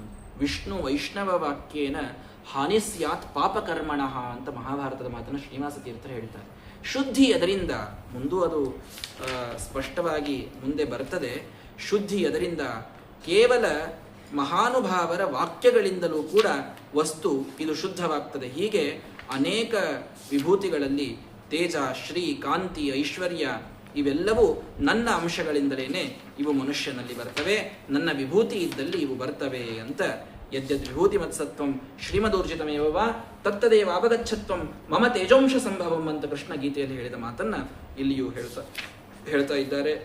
ಯಾವ ಯಾವ ಯುಗದಲ್ಲಿ ಯಾವ ರೀತಿಯಲ್ಲಿ ನಾವು ಭಗವಂತನ ಧ್ಯಾನ ಮಾಡಬೇಕು ಅದನ್ನು ಕೂಡ ಹಿಂದೆ ಹೇಳಿದ್ದೇವೆ. ಅದನ್ನು ಭಗವಂತ ಹೇಳ್ತಾನೆ. ಇದಾದ ಮೇಲೆ ಮನುಷ್ಯ ತಾನು ಹುಟ್ಟಿದ ಮೇಲೆ ಏನು ಮಾಡಬೇಕು? ಬಹಳ ಒಳ್ಳೆಯ ಪ್ರಶ್ನೆ ಅಂದ ಭಗವಂತ. ಹುಟ್ಟಿದ ಮೇಲೆ ತಾನು 8 ವರ್ಷಗಳಾಗುವ ತನಕ ಅವನಿಗೆ ತಿಳುವಳಿಕೆ ಇಲ್ಲದೆ ಇರುವುದರಿಂದ ಅವನಿಗೆ ಯಾವ ಪಾಪದ ಫಲವೂ ಸರ್ವಥಾ ಬರೋದಿಲ್ಲ. 88 ಆಗಿರಬಾರದು, 8 ವರ್ಷ ಅಧಿಕ ಇರಬೇಕು, ಆವಾಗ ತಿಳುವಳಿಕೆ ಇದ್ದನು. 8 ಆಗಿರಬೇಕು, 80 ಆಗಿರಬಾರ್ದು. ಇಷ್ಟು ಲೆಕ್ಕದ ಆಯ್ತಾ? ಈ ಮಧ್ಯದ ಪಿರಿಯಡ್ ಒಳಗೆ ಇವನಿಗೆ ತಿಳುವಳಿಕೆ ಅನ್ನೋದದು. ಇದರೊಳಗೆ ಭಗವಂತ ಹೇಳ್ತಾನೆ, ತಾನು ಮೊದಲು ಅಹಿಂಸ, ಸತ್ಯ, ಈ ಎಲ್ಲ ಧರ್ಮಗಳನ್ನು ತಾನು ಮಾಡ್ತಾ ಗುರುಕುಲದೊಳಗ ಬ್ರಹ್ಮಚರ್ಯದೊಳಗ ವ್ಯಕ್ತಿ ತಾನಿರಬೇಕು. ವಾಗ್ಯತಃ ಆದಷ್ಟು ಮಾತು ಕಡಿಮೆ ಇರಬೇಕು. ಸ್ನಾನ ಭೋಜನ ಹೋಮೇಶು ಜಪೋಚ್ಚಾರೇ ಚ ವಾಗ್ಯತಃ. ಸ್ನಾನ ಮಾಡುವಾಗ, ಊಟ ಮಾಡುವಾಗ, ಜಪವನ್ನ ಮಾಡುವಾಗ, ಹೋಮಗಳ ಸಂದರ್ಭದೊಳಗೆ ಒಟ್ಟಾರೆ ಮಾತಾಡಬಾರದು, ಒಟ್ಟಾರೆ ಮಾತಾಡದಂತೆ ಇರಬೇಕು. ಆಯ್ತಾ? ಇನ್ನು ಬಹಳ ಕೂದಲು ಬಿಡೋದು, ಹೇರ್ ಸ್ಟೈಲ್ ಮಾಡೋದು, ಇದನ್ನು ಬ್ರಹ್ಮಚರ್ಯದೊಳಗೆ ಎಂದೆಂದೆಂದೆಂದಿಗೂ ಮಾಡಬಾರ್ದು. ಕೃಷ್ಣ ಹೇಳ್ತಾನೆ, ಆಚಾರ್ಯಂ ಮಾಂ ವಿಜಾನೀಯಾನ್ ನಾವಮನ್ಯೇತ ಕರ್ಹಿಚಿತ. ಆಚಾರ್ಯರನ್ನ, ಗುರುಗಳನ್ನು ಯಾವ ರೀತಿಯಾಗಿ ಕಾಣಬೇಕು? ಮಾಂ ವಿಜಾನೀಯಾತ್, ನಾನೇ ಅಂತ ತಿಳ್ಕೊಂಡ್ಬಿಡ್ಬೇಕಂತ ಕೃಷ್ಣ ಹೇಳ್ತಾನೆ. ನ ಮರ್ತ್ಯ ಬುದ್ಧಿಯ ಅಸೂಯೇತ, ಅವ್ರನ್ನ ಮನುಷ್ಯ ಅಂತ ತಿಳ್ಕೊಳ್ಳಿಕ್ಕೆ ಹೋಗಬೇಡ್ರಿ. ಗುರುಗಳೊಳಗೆ ಒಟ್ಟಾರೆ ಮನುಷ್ಯ ಅನ್ನುವ ಬುದ್ಧಿ ಇರಬಾರ್ದಂತ. ಸರ್ವ ದೇವಮಯೋ ಗುರು, ಎಲ್ಲ ದೇವತೆಗಳು ನಮ್ಮ ಗುರುಗಳೊಳಗಿದ್ದಾರೆ, ದೇವರೇ ಇದ್ದಾನೆ ಅನ್ನುವ ಚಿಂತನೆ ಇರಬೇಕಂತ. ಯಸ್ಯ ದೇವೇ ಪರಾಭಕ್ತಿ ಯಥಾ ದೇವೇ ತಥಾ ಗುರೌ ತಸ್ಯೈತೆ ಹಿ ಅಕಥಿತ ಅರ್ಥಾಃ ಪ್ರಕಾಶಂತೆ ಮಹಾತ್ಮನಃ. ಓದದ ಕೇಳದ ಎಷ್ಟೋ ವಿಷಯಗಳು ತಾನಾಗಿ ಬಾಯಿಯಿಂದ ಬರಬೇಕಂದ್ರೆ ದೇವರಲ್ಲಿ ಪರವಾದ ಶ್ರೇಷ್ಠವಾದ ಭಕ್ತಿ, ದೇವರಲ್ಲಿದ್ದಂತೆಯೇ ಗುರುಗಳೊಳಗ ಭಕ್ತಿ ಅನ್ನೋದು ಮನುಷ್ಯನಿಗೆ ಅದು ಇರಬೇಕು. ಸಾಯಂ ಪ್ರಾತರ್ ಉಪನೀಯ ಭೈಕ್ಷ್ಯಂ ತಸ್ಮೈ ನಿವೇದಯೇ. ಸಾಯಂ ಪ್ರಾತಃ ಹೋಗಿ ಭಿಕ್ಷೆಯನ್ನು ತಂದು ಗುರುಗಳಿಗೆ ಅಂತ ನಾವು ಕೊಡಬೇಕು. ಅವರು ಕೊಟ್ಟದ್ರೊಳಗೆ ತಿಂದು ಆನಂದದಿಂದಿರಬೇಕು. ಅಗ್ನಿಯೊಳಗೆ ವಿಶೇಷವಾಗಿ ಅಗ್ನಿ ಕಾರ್ಯ ಇತ್ಯಾದಿಗಳನ್ನು ಮಾಡಬೇಕು. ಹೀಗೆ ಗುರುಕುಲದ ವಾಸವನ್ನ ಮುಗಿಸಿ ಗುರವೇ ದಕ್ಷಿಣಾಂ ದತ್ವ ಸ್ನಾಯಾತ್ ಗುರುವನುಮೋದಿತಃ. ಗುರುಗಳಿಗೆ ತಾನು ಗುರುದಕ್ಷಿಣೆಯನ್ನ ಕೊಟ್ಟು ಅಲ್ಲಿಯಿಂದ ಹೊರಗೆ ಬರಬೇಕು. ಆವಾಗ ಗೃಹಸ್ಥಾಶ್ರಮವನ್ನು ಸ್ವೀಕಾರ ಮಾಡುವಂತಹ ವಿಚಾರವನ್ನು ಮಾಡಬೇಕು. ಬ್ರಹ್ಮಚರ್ಯ ಮುಗಿಯುತ್ತಾ ಬಂದಾಗ ಯವೀಯಸೀಂತು ವಯಸಾಯಾಂ ಸವರ್ಣಾಂ ಅನುಕ್ರಮಾತ್. ಸವರ್ಣ ಕನ್ಯೆಯನ್ನ ಮಾತ್ರ, ನಿಮ್ಮ ವರ್ಣದ ಕನ್ಯೆಯನ್ನೇ ನೀವು ವಿವಾಹವಾಗಬೇಕು. ಯವೀಯಸೀಂ, ಅವಳು ನಿಮಗಿಂತಲೂ ಚಿಕ್ಕವಳಾಗಿರಬೇಕು. ದೊಡ್ಡವ್ರನ್ನ ಮದುವೆ ಆಗಬಾರದು, ಅಂದ್ರೆ ದೊಡ್ಡ ಹೆಣ್ಣನ್ನ ಗಂಡು ತಾನು ಮದುವೆ ಆಗಬಾರದು. ಬ್ರಾಹ್ಮಣಸ್ಯೈವ ಯಾಜನಂ. ಇನ್ನು ತಾನು ವಿಶೇಷವಾಗಿ ಅಲ್ಲಿ ಗೃಹಸ್ಥಾಶ್ರಮ ಬಂದ ಮೇಲೆ ಉಳಿದವರಿಂದ ಯಜ್ಞಯಾಗಗಳನ್ನು ಮಾಡಿಸಬೇಕು, ತಾನೂ ಮಾಡಬೇಕು. ಗೃಹಸ್ಥಾಶ್ರಮ ಬಂದಾಗ ಬ್ರಾಹ್ಮಣಸ್ಯ ಚ ದೇಹೋಯಂ ಕ್ಷುದ್ರಕಾಮಾಯ ನೇಷ್ಯತೆ ಕೃಚ್ಛ್ರಾಯ ತಪಸೇ ಚೇಹ ಪ್ರೇತ್ಯಾನಂದ ಸುಖಾಯ ಚ. ನಮ್ಮ ಸ್ವಾಮಿಗಳ ಫೇವರೇಟ್ ಶ್ಲೋಕ ಇದು, ಯಾವಾಗಲೂ ಹೇಳ್ತಿರ್ತಾರೆ ಇದು. ಬ್ರಾಹ್ಮಣಸ್ಯ ಚ ದೇಹೋಯಂ ಕ್ಷುದ್ರಕಾಮಾಯ ನೇಷ್ಯತೆ. ಇದು ಬ್ರಾಹ್ಮಣ ದೇಹ, ಇದು ಮಾನವ ದೇಹ. ಇದು ಕ್ಷುದ್ರ ಕಾಮನೆಗಳನ್ನು ಪೂರ್ಣ ಮಾಡಿಕೊಳ್ಳಿಕ್ಕಿದ್ದ ದೇಹ ಅಲ್ಲ. ಗೃಹಸ್ಥಾಶ್ರಮ ಬಂದ ಮೇಲೆ ಕೃಚ್ಛ್ರಾಯ ವ್ರತಗಳನ್ನು ಮಾಡಬೇಕು. ಬ್ರಹ್ಮಚಾರಿ ಇದ್ದಾಗ ಯಾವ ವ್ರತನೂ ಹೇಳಿಲ್ಲ, ಗುರುಗಳ ಸೇವಾ ಮಾಡೋದೇ ದೊಡ್ಡ ವ್ರತ, ಅದಕ್ಕಿಂತ ಇನ್ನೊಂದು ವ್ರತ ಮಾಡಬೇಕೇ ಆಗಿಲ್ಲ ಅವಾಗ. ಆದ್ರೆ ಗೃಹಸ್ಥಾಶ್ರಮ ಯಾವಾಗ ಬರ್ತದೋ ವ್ರತಗಳನ್ನು, ಪಯೋವ್ರತ, ವಿಷ್ಣು ಪಂಚಕ, ಭೀಷ್ಮ ಪಂಚಕ, ಚಂದ್ರಾಯಣ, ಅನೇಕ ವ್ರತಗಳಿವೆ. ಆ ವ್ರತಗಳನ್ನು ಬ್ರಹ್ಮಚಾರ್ಯ ಗೃಹಸ್ಥಾಶ್ರಮಿ ತಾನು ಮಾಡಬೇಕು. ತಪಸ, ಅದರಿಂದ ಭಗವಂತನನ್ನು ತಾನು ತಪಸ್ಸಿನಿಂದ ತುಷ್ಟಿಪಡಿಸಬೇಕು. ಶಿಲೋಂಚ ವೃತ್ತಿಯ ಪರಿತುಷ್ಟ ಚಿತ್ತ. ಶಿಲೋಂಚ ವೃತ್ತಿಯೊಳಗಿರ್ಬೇಕಂತ ಬ್ರಾಹ್ಮಣ ಗೃಹಸ್ಥಾಶ್ರಮದೊಳಗೆ ಇರ್ಲಿಕ್ಕೆ ಆಗಂಗಿಲ್ಲ. ದ್ರೋಣಾಚಾರ್ಯ ಇದ್ರು ಅಂತ ಕೇಳ್ತೀವಿ. ಶಿಲೋಂಚ ವೃತ್ತಿ ಅಂದ್ರೆ ಹೆಂಗ್ ಗೊತ್ತೇನ್ರಿ? ರಾಶಿ ಮಾಡಿ ರೈತರು ಎಲ್ಲಾ ಕಾಳು ತಕ್ಕೊಂಡು ಹೋದಾಗ ಪಕ್ಷಿಗಳು ಬಂದು ತಿಂದು ಹೋದ ಮೇಲೆ ಏನ್ರೆ ಕಾಳು ಉಳಿದಿತ್ತಂದ್ರೆ ಅದನ್ನ ತಂದು ತಿನ್ನೋದಕ್ಕೆ ಶಿಲೋಂಚ ವೃತ್ತಿ ಅಂತ. ಇಷ್ಟ ವೈರಾಗಿದೆ ಅಂತ ಇರ್ಬೇಕು ನೋಡ್ರಿ, ಆಯ್ತಾ? ಅದಾಗಂಗಿಲ್ಲ. ಕೊನೆಗೆ ಮೈಯರ್ಪಿತಾತ್ಮ ಗ್ರಹೇವ ತಿಷ್ಟನ್ನಾತಿ ಪ್ರಸಕ್ತ ಸಮುಪೈದಿಶಂ. ಮನೆಯೊಳಗೆ ತಾನು ತನ್ನ ವೃತ್ತಿಯೊಳಗೆ ಇದ್ರೂ ನನ್ನಲ್ಲಿ ಮನಸ್ಸಿಟ್ಟವನಾದರೂ ಗೃಹಸ್ಥಾಶ್ರಮಿ ತಾನಾಗಿರಬೇಕು. ಆ ರೀತಿಯೊಳಗೆ ತಾನು ಖಡ್ಗದಿಂದ ಎಂದೆಂದಿಗೂ ಕೂಡ ಯಾರನ್ನೂ ಬ್ರಾಹ್ಮಣ ಸಂಹಾರ ಇತ್ಯಾದಿಗಳನ್ನು ಮಾಡಬಾರದು. ಆಪದ್ಧರ್ಮವನ್ನು ಬಿಟ್ಟು ಅಂತ ಹೇಳ್ತಾರೆ. ಬಿಟ್ಟರು ಬಿಸ್ನೆಸ್ಸು ಇತ್ಯಾದಿಗಳನ್ನು ಕೂಡ ಅತ್ಯಂತ ಆಪತ್ತು ಬಂದಾಗ ಮಾಡಬೇಕು. ನೀಚ ಸೇವನವನ್ನಂತೂ ಎಂದೆಂದಿಗೂ ಮಾಡಬಾರದು. ಪುತ್ರದಾರಾಪ್ತ ಬಂಧೂನಾಂ ಸಂಗಮ ಪಾಂಥ ಸಂಗಮ. ಮಕ್ಕಳು, ಮಡದಿ, ಈ ಕುಟುಂಬದೊಳಗ ತನ್ನ ಇನ್ವಾಲ್ವ್ಮೆಂಟ್ ಎಷ್ಟು ಇರಬೇಕೋ ಅಷ್ಟೇ ಇಟ್ಟುಕೊಂಡು ಆ ಅನುದೇಹವನ್ನು ಕೂಡ ಇವರೇ ನನ್ನ ಎಲ್ಲಾ ಜನ್ಮದಾಗಿನ ಹೆಂಡತಿ, ಎಲ್ಲಾ ಜನ್ಮದಾಗಿನ ಮಕ್ಕಳು, 7 ಜನ್ಮಕ್ಕೂ ಅಂತ ಮಾಡ್ತಿರ್ತಾರೆ. ಯಾವ 7 ಇಲ್ಲ, 7 ಎದ್ದು ಹೋದ್ಮೇಲೆ ಮುಗಿದೋತಷ್ಟೇ, ಒಂದೇ ಜನ್ಮದ್ದೆಲ್ಲ. ಅನುದೇಹಂ ಭವಂತ್ಯೇತೆ ಸ್ವಪ್ನೋ ನಿದ್ರಾನುಗೋ ಯಥ. ಒಂದು ಜನ್ಮದ ಈ ಸಂಬಂಧ ಅಂತ ತಿಳಿದು ಮಾಡಬೇಕಾದ ಕರ್ತವ್ಯಗಳನ್ನು ಮಾಡಿ ನ ಗ್ರಹೈರನುಬದ್ಧೇತ ನಿರ್ಮಮೋ ನಿರಹಂಕೃತಿ. ಮನೆಯೊಳಗೆ ಬಹಳಷ್ಟು ಮೋಹ ಇತ್ಯಾದಿಗಳನ್ನು ಎಂದಿಗೂ ಕೂಡ ಇಟ್ಕೊಳ್ಬಾರದು. ನಿರ್ಮಮನಾಗಿ ನಿರಹಂಕಾರಿಯಾಗಿ ತಿಷ್ಠೇದ್ವನಂ ವಾ ಉಪವಿಶೇತ್ ಪ್ರಜ್ಞಾವಾನ್ ವಾ ಪರಿತ್ಯಜೆ. ವೈರಾಗ್ಯ ಇತ್ತು ಅಂದ್ರೆ ಸನ್ಯಾಸ ತಗೊಳ್ಬೇಕು, ಇಲ್ಲ ಅಂತಂದ್ರ ವನವಾಸಕ್ಕರೆ ವಾನಪ್ರಸ್ಥಾದ್ರೂ ಆಗಬೇಕು. ಇಲ್ಲ ಅಂದ್ರ ಮನೆಯೊಳಗೆ ಇದ್ರೂ ಮಿನಿಮಮ್ ಆದ ವೈರಾಗ್ಯವನ್ನ ತಾನು ತಾಳಬೇಕು. ಸ್ತ್ರೈಣ ಕೃಪಣಧೀರ್ ಮೂಢೋ ಮಮಾಹಮಿತಿ ಬದ್ಧತೆ. ಆ ಸಂದರ್ಭದೊಳಗೂ ಸ್ತ್ರೀವಶನಾಗಿ ಕೃಪಣನಾಗಿ ಮನುಷ್ಯ ಮಾತ್ರ ಎಂದೆಂದಿಗೂ ಇರಬಾರದು. ಅಯ್ಯೋ ನನ್ನ ಮಕ್ಕಳು, ಅಯ್ಯೋ ನನ್ನ ಹೆಂಡತಿ ಅಂತಂತ ಜೀವನದೊಳಗೆ ಸಂಸಾರದೊಳಗೆ ಮುಳುಗಿ ಕೂತಿ ಅಂತಂದ್ರ ಇದರಿಂದ ನಿನಗೆ ಹೊರಗೆ ಬರಲಿಕ್ಕೆ ಸಾಧ್ಯ ಆಗುವುದಿಲ್ಲ. ನ ಧಾವೇದಪ್ಸು ಮಜ್ಜೇತ ತ್ರಿಕಾಲಂ ಸ್ಥಂಡಿಲೇಶಯ. ಆ ವ್ಯಕ್ತಿ ತಾನು ಗೃಹಸ್ಥಾಶ್ರಮ ಬಂದಾಗ ಕರ್ತವ್ಯವನ್ನ ಪಾಲಿಸುವಾಗ ಎಂದೆಂದಿಗೂ ನ ಧಾವೇತ, ತಾನು ಓಡಬಾರದಂತ. ನ ಅಪ್ಸು ಮಜ್ಜೇತ, ನೀರಿನೊಳಗೆ ಮುಳುಗಬಾರ್ದು. ಅಂದ್ರ ಯಾವುದರಿಂದ ಸ್ವಲ್ಪ ಡೇಂಜರ್ ಅಂತದ ಗೃಹಸ್ಥಾಶ್ರಮ ಬಂದಾಗ ಅದನ್ನು ಮಾಡಬಾರ್ದು. ಯಾಕಂದ್ರೆ ನಿನ್ನ ಮೇಲೆ ಡಿಪೆಂಡೆಂಟ್ ಆದಂತಹ ಜನ ಇದ್ದಾರೆ ನೋಡ್ರಿ. ಗೃಹಸ್ಥಾಶ್ರಮಿಯ ಕರ್ತವ್ಯವನ್ನು ಎಷ್ಟು ಚಂದ ಹೇಳ್ತಾರೆ. ಸಮಾವರ್ತನ ಅಂತ ಸೋಡಮುಂಜ್ವಿ ಅಂತ ಮಾಡ್ತಾರೆ ನೋಡ್ರಿ. ಅವಾಗ ಆ ಹುಡುಗನ ಕಡೆಯಿಂದ ಇವೆಲ್ಲ ಪ್ರತಿಜ್ಞೆ ಮಾಡಿಸ್ಬೇಕು. ಪಾಪ ಆಚಾರ ಮಂತ್ರ ಅನ್ಕೋತ ಹೊಂಟ್ಬಿಟ್ಟಿರ್ತಾರೆ.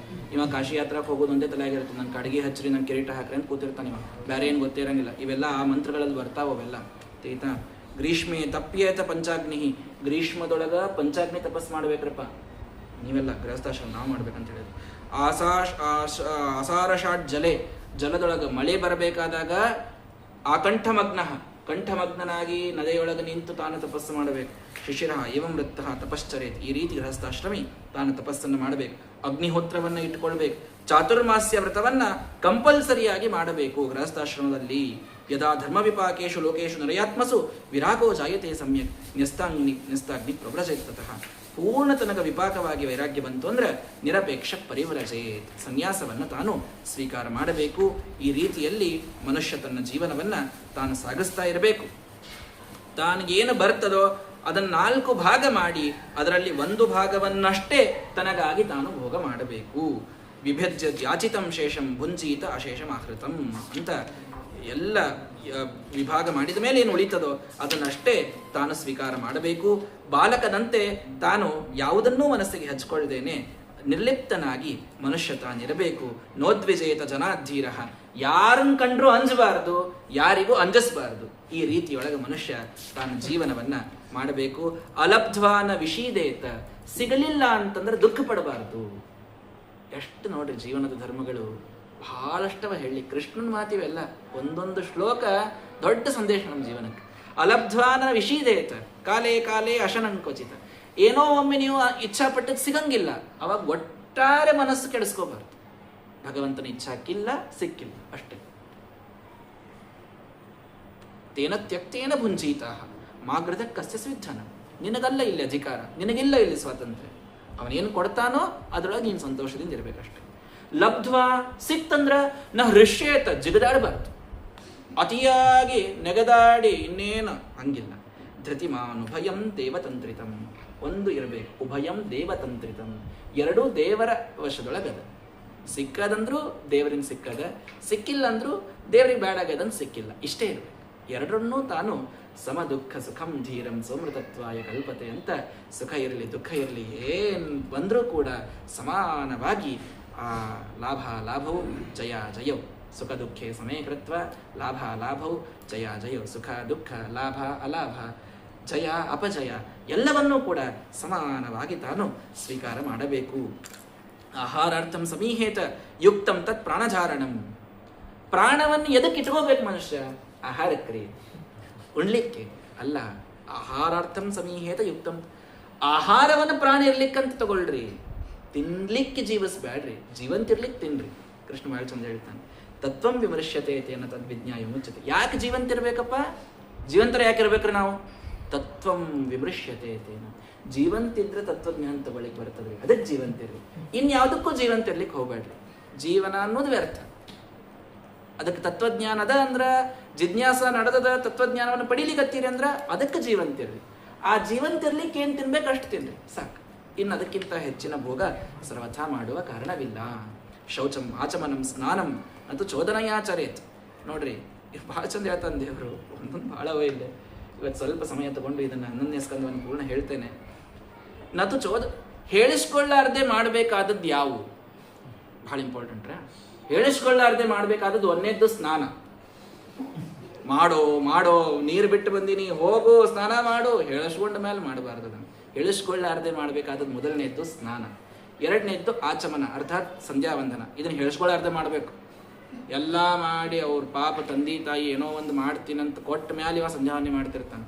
ಹಂಗಲ್ಲ, ಹೇಳಿಸ್ಕೊಳ್ಳಾರ್ದೆ ಮಾಡೋದು ಒಂದು ಸ್ನಾನ, ಒಂದು ಸಂಧ್ಯಾವಂದನ, ಒಂದು ಶೌಚ ಅಂದರೆ ಒಳ್ಳೆ ಮಡಿ ಮೈಲಿಗೆ. ಇದನ್ನು ಹೇಳಿಸ್ಕೊಳ್ಳಾರ್ದೆ ಮಾಡಬೇಕು, ಹೇಳಿಸ್ಕೊಳ್ಳಾರ್ದೆ ಇದನ್ನು ಮಾಡಬೇಕು.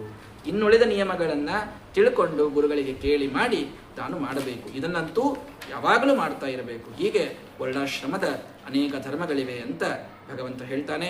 ತ್ವಯ್ಯುದ್ಧವಾಶ್ರಯತೆ ಯಸ್ತ್ರಿವಿಧೋ ವಿಕಾರೋ ಮಾಯಾಂತರಾಪತತಿ ನಾದ್ಯವರ್ಗ ಯೋರ್ಗ್ಯತ ಜನ್ಮಾದಯೋಸ್ಯ ವದ ಮಾಂ ತವ ತಸ್ಯ ಕಿಂ ಸ್ಯುಃ ಆದ್ಯಂತಯೋರ್ ಯದಸತೋಸ್ತಿ ತದೇವ ಮಧ್ಯೆ. ಉದ್ಧವ, ಯಾಕ ಈ ಸಂಸಾರದ ಈ ಸೃಷ್ಟಿ ಸ್ಥಿತಿ ಲಯದೊಳಗೆ ನೀನು ಕೂಡ ಆಸಕ್ತನಾಗಿ ನೀನು ಇದರೊಳಗೆ ಬೀಳ್ತಾ ಇದ್ದೀಯಪ್ಪ? ಬಿದ್ದಿಲ್ಲಮ್ಮ, ಭಕ್ತರಿಗೆ ಭಗವಂತ ಹೇಳಿಗತಾನಷ್ಟೇ, ಇದರೊಳಗೆ ಬೀಳಬೇಡ.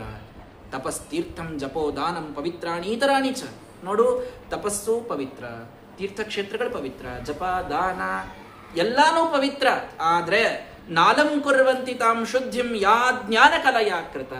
ಜ್ಞಾನ ಎಷ್ಟು ಶುದ್ಧ ಮಾಡ್ತದೆ ನೋಡು, ಅಷ್ಟು ಮಾತ್ರ ಮನುಷ್ಯನನ್ನು ಇವು ಯಾವೂ ಶುದ್ಧ ಮಾಡುವುದಿಲ್ಲ. ಯಾವ ತಪಸ್ಸು, ಯಾವ ತೀರ್ಥ, ಯಾವ ಕ್ಷೇತ್ರ, ಯಾವ ದಾನ, ಯಾವ ಜಪವೂ ಕೂಡ, ಯಾವ ಪಾರಾಯಣವೂ ಕೂಡ ಜ್ಞಾನದಷ್ಟು ಮನುಷ್ಯನನ್ನ ಶುದ್ಧ ಮಾಡಲಿಕ್ಕೆ ಸಾಧ್ಯ ಇಲ್ಲ. ಜ್ಞಾನವೇ ಎಲ್ಲಕ್ಕಿಂತಲೂ ನಮ್ಮನ್ನ ಶುದ್ಧ ಮಾಡುವಂತಹ ವಸ್ತು ಅಂತ ಭಗವಂತ ಹೇಳ್ತಾ ಇದ್ದಾನೆ. ಮತ್ತು ಯುಧಿಷ್ಠಿರ ಮತ್ತು ಭೀಷ್ಮರ ಸಂವಾದವನ್ನು ತಾನು ಅಲ್ಲಿ ಹೇಳ್ತಾ ಭಗವಂತ ಹೇಳ್ತಾನೆ. ಭಕ್ತಿಯೋಗವನ್ನು ಅವರು ಉಪದೇಶ ಮಾಡ್ತಾರೆ. ನನಗಾಗಿ ಪರಿತ್ಯಾಗವನ್ನ, ಭೋಗಗಳ ತ್ಯಾಗವನ್ನೆಲ್ಲ ಮಾಡೋದು ಅದು ಭಕ್ತಿ ಅಂತಾಗ್ತದೆ ಅಂತ. ಒಂದೊಂದೇ ಪ್ರಶ್ನೆಯನ್ನು ಕೇಳ್ತಾನೆ ಉದ್ಧವ. ಕಿಂ ದಾನಂ, ಕಿಂ ತಪಶೌರ್ಯಂ, ಕಿಂ ಸತ್ಯಂ ಕಮಲೇಕ್ಷಣ.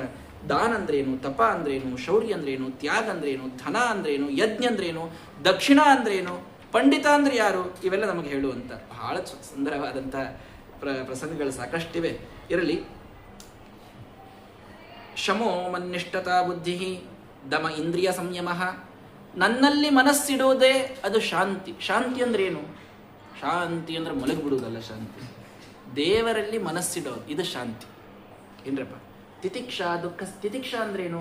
ದುಃಖ ಬಂದಾಗ ತಡ್ಕೊಳ್ಳೋದು, ಕೊಳೋ ಅಂತ ತುಡ್ತಾಳೆ ಪಾಪ, ಅಲ್ಲ ತಡ್ಕೊಳ್ಳೋದು, ಇದು ತಿತಿಕ್ಷ. ಧೈರ್ಯ ಅಂದ್ರೇನು? ನಾಲಿಗೆ ಗೆಲ್ಲೋದು. ಕೃಷ್ಣ ಹೇಳ್ತಾನೆ ಧೈರ್ಯ ಅಂದ್ರೇನು? ನಾಲಿಗೆ ಗೆಲ್ಲೋದಕ್ಕೆ ಧೈರ್ಯ ಏನ್ರಿ. ತ್ಯಾಗ ಅಂತಂತಂದ್ರೆ ಇದು ತಪಸ್ಸು ಅಂದ್ರೇನು? ಕಾಮವನ್ನ ತ್ಯಾಗ ಮಾಡೋದಕ್ಕೆ ತಪಸ್ಸು ಅಂತ. ಸ್ವಭಾವ. ಶೌರ್ಯ ಅಂದ್ರೇನು? ಶೌರ್ಯ ಅಂದ್ರೇನಪ್ಪ? ಸ್ವಭಾವ ವಿಜಯ ಶೌರ್ಯಂ. ನನ್ನ ಸ್ವಭಾವ ರೀ, ನನ್ನ ಸ್ವಭಾವ ರೀ ಅಂತ ಆ ನಿನ್ನ ಸ್ವಭಾವದಲ್ಲೇನು ದೋಷದಲ್ಲ ಅದನ್ನು ಗೆಲ್ಲುವುದಕ್ಕೆ ಶೌರ್ಯ ಅಂತ. ನೀ ಯಾವುದನ್ನು ಸ್ವಭಾವದ ಮೇಲೆ ಹಾಕ್ಲಿಕ್ಕಿಲ್ಲ. ನಿನ್ನ ಸ್ವಭಾವವನ್ನು ಗೆಲ್ಲುವುದೇ ಶೌರ್ಯ, ಅದು ನಿನ್ನೊಳಗಿರ್ಬೇಕು. ಸತ್ವಂಚ ಸಮದ. ಸತ್ವ ಅಂದ್ರೇನು? ಎಲ್ಲರನ್ನ ಸಮಾನ ನೋಡೋದು, ಇದಕ್ಕೆ ಸತ್ವ ಅಂತ ಕರೀತಾರೆ ಏನ್ರಿ. ಸನ್ಯಾಸ ಅಂದ್ರೇನು? ತ್ಯಾಗ. ಬರೀ ಕಾವಿ ಬಟ್ಟೆ ಉಟ್ಕೊಂಡು ಮಾತ್ರ ಸನ್ಯಾಸ ಅಂತ ಅನ್ನೋದಿಲ್ಲ, ತ್ಯಾಗ ಮಾಡೋರು ಸನ್ಯಾಸಿಗಳು ಅಂತ ಆಗ್ತಾರೆ. ಧನ ಅಂದ್ರೇನಪ್ಪ? ಧನ ಅಂದ್ರೆ ಧರ್ಮವೇ ಧನ ಏನ್ರಿ. ದಕ್ಷಿಣ ಅಂದ್ರೇನು? ದಕ್ಷಿಣ ಅಂದ್ರೇನು? ಕೆಲವರು ಪಾಪ ಇವತ್ತೊಬ್ರು ಭಾಳ ಮೆಸೇಜ್ ಮಾಡ್ಲಿಕ್ಕೆ, ಆಚಾರ ಭಾಗವತ್ ಹೇಳಿರಿ, ನಮಗೆ ದಕ್ಷಿಣೆ ಕೊಡ್ಬೇಕಾಗ್ಯದ, ದಕ್ಷಿಣೆ ಕೊಡ್ಬೇಕಾಗ್ಯದ. ಆಯ್ತು, ಇವತ್ತು ಪ್ರವಚನ ಕೇಳ್ರಿ, ನಾ ಅದ್ರೊಳಗೆ ದಕ್ಷಿಣ ಅಂದ್ರೆ ಏನು ಹೇಳ್ತೀನಿ ಅದನ್ನು ಕೊಡ್ರಿ ಅಂತ ಹೇಳಿದ್ರು. ಅವ್ರು ಇವತ್ತು ಇಲ್ಲಿದ್ದಾರೆ, ಅವ್ರಿಗೆ ಹೇಳಿಗತ್ತೀನಿ. ದಕ್ಷಿಣ ಜ್ಞಾನ ಸಂದೇಶ. ದಕ್ಷಿಣ ಅಂದ್ರೆ ಇಷ್ಟೇ, ಏನು ಕೇಳಿರಿ ಅದನ್ನ ಇನ್ನೊಬ್ಬರಿಗೆ ಹೇಳಿದ್ರಿ ಅಂದ್ರೆ ಅದು ದಕ್ಷಿಣ ಕೊಟ್ಟಂಗೆ. ಅದಕ್ಕಿಂತ ನನಗೆ ಪ್ರಾಯ ಬೇರೆ ದಕ್ಷಿಣ ಸರ್ವಥಾ ಬೇಕಾಗಿದೆ.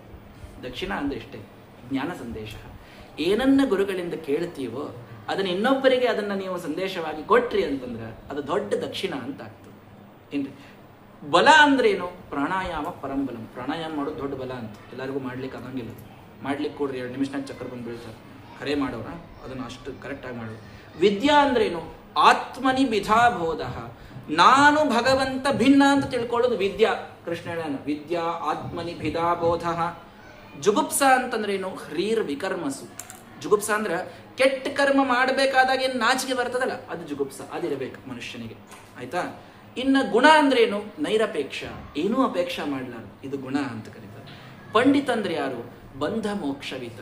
ಯಾವ್ದು ನನ್ನನ್ನು ಬಂಧನ ಮಾಡ್ತದೆ, ಯಾವ್ದು ನನ್ನನ್ನು ಹೊರಗೆ ತರ್ತದೆ ಅಂತ ತಿಳ್ಕೊಳ್ಳವ ಅವ ಪಂಡಿತ ಅಂತ ಆಗ್ತಾನಂತ. ಮೂರ್ಖ ಅಂದ್ರೆ ಯಾರು?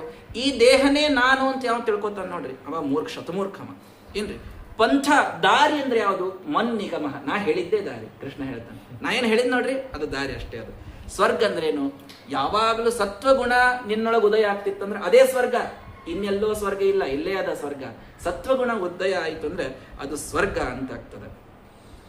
ಬಂಧು ಅಂದ್ರೆ ಯಾರು? ಗುರು. ಬಂಧುರು ಗುರು, ಗುರುಗಳೇ ಬಂಧು.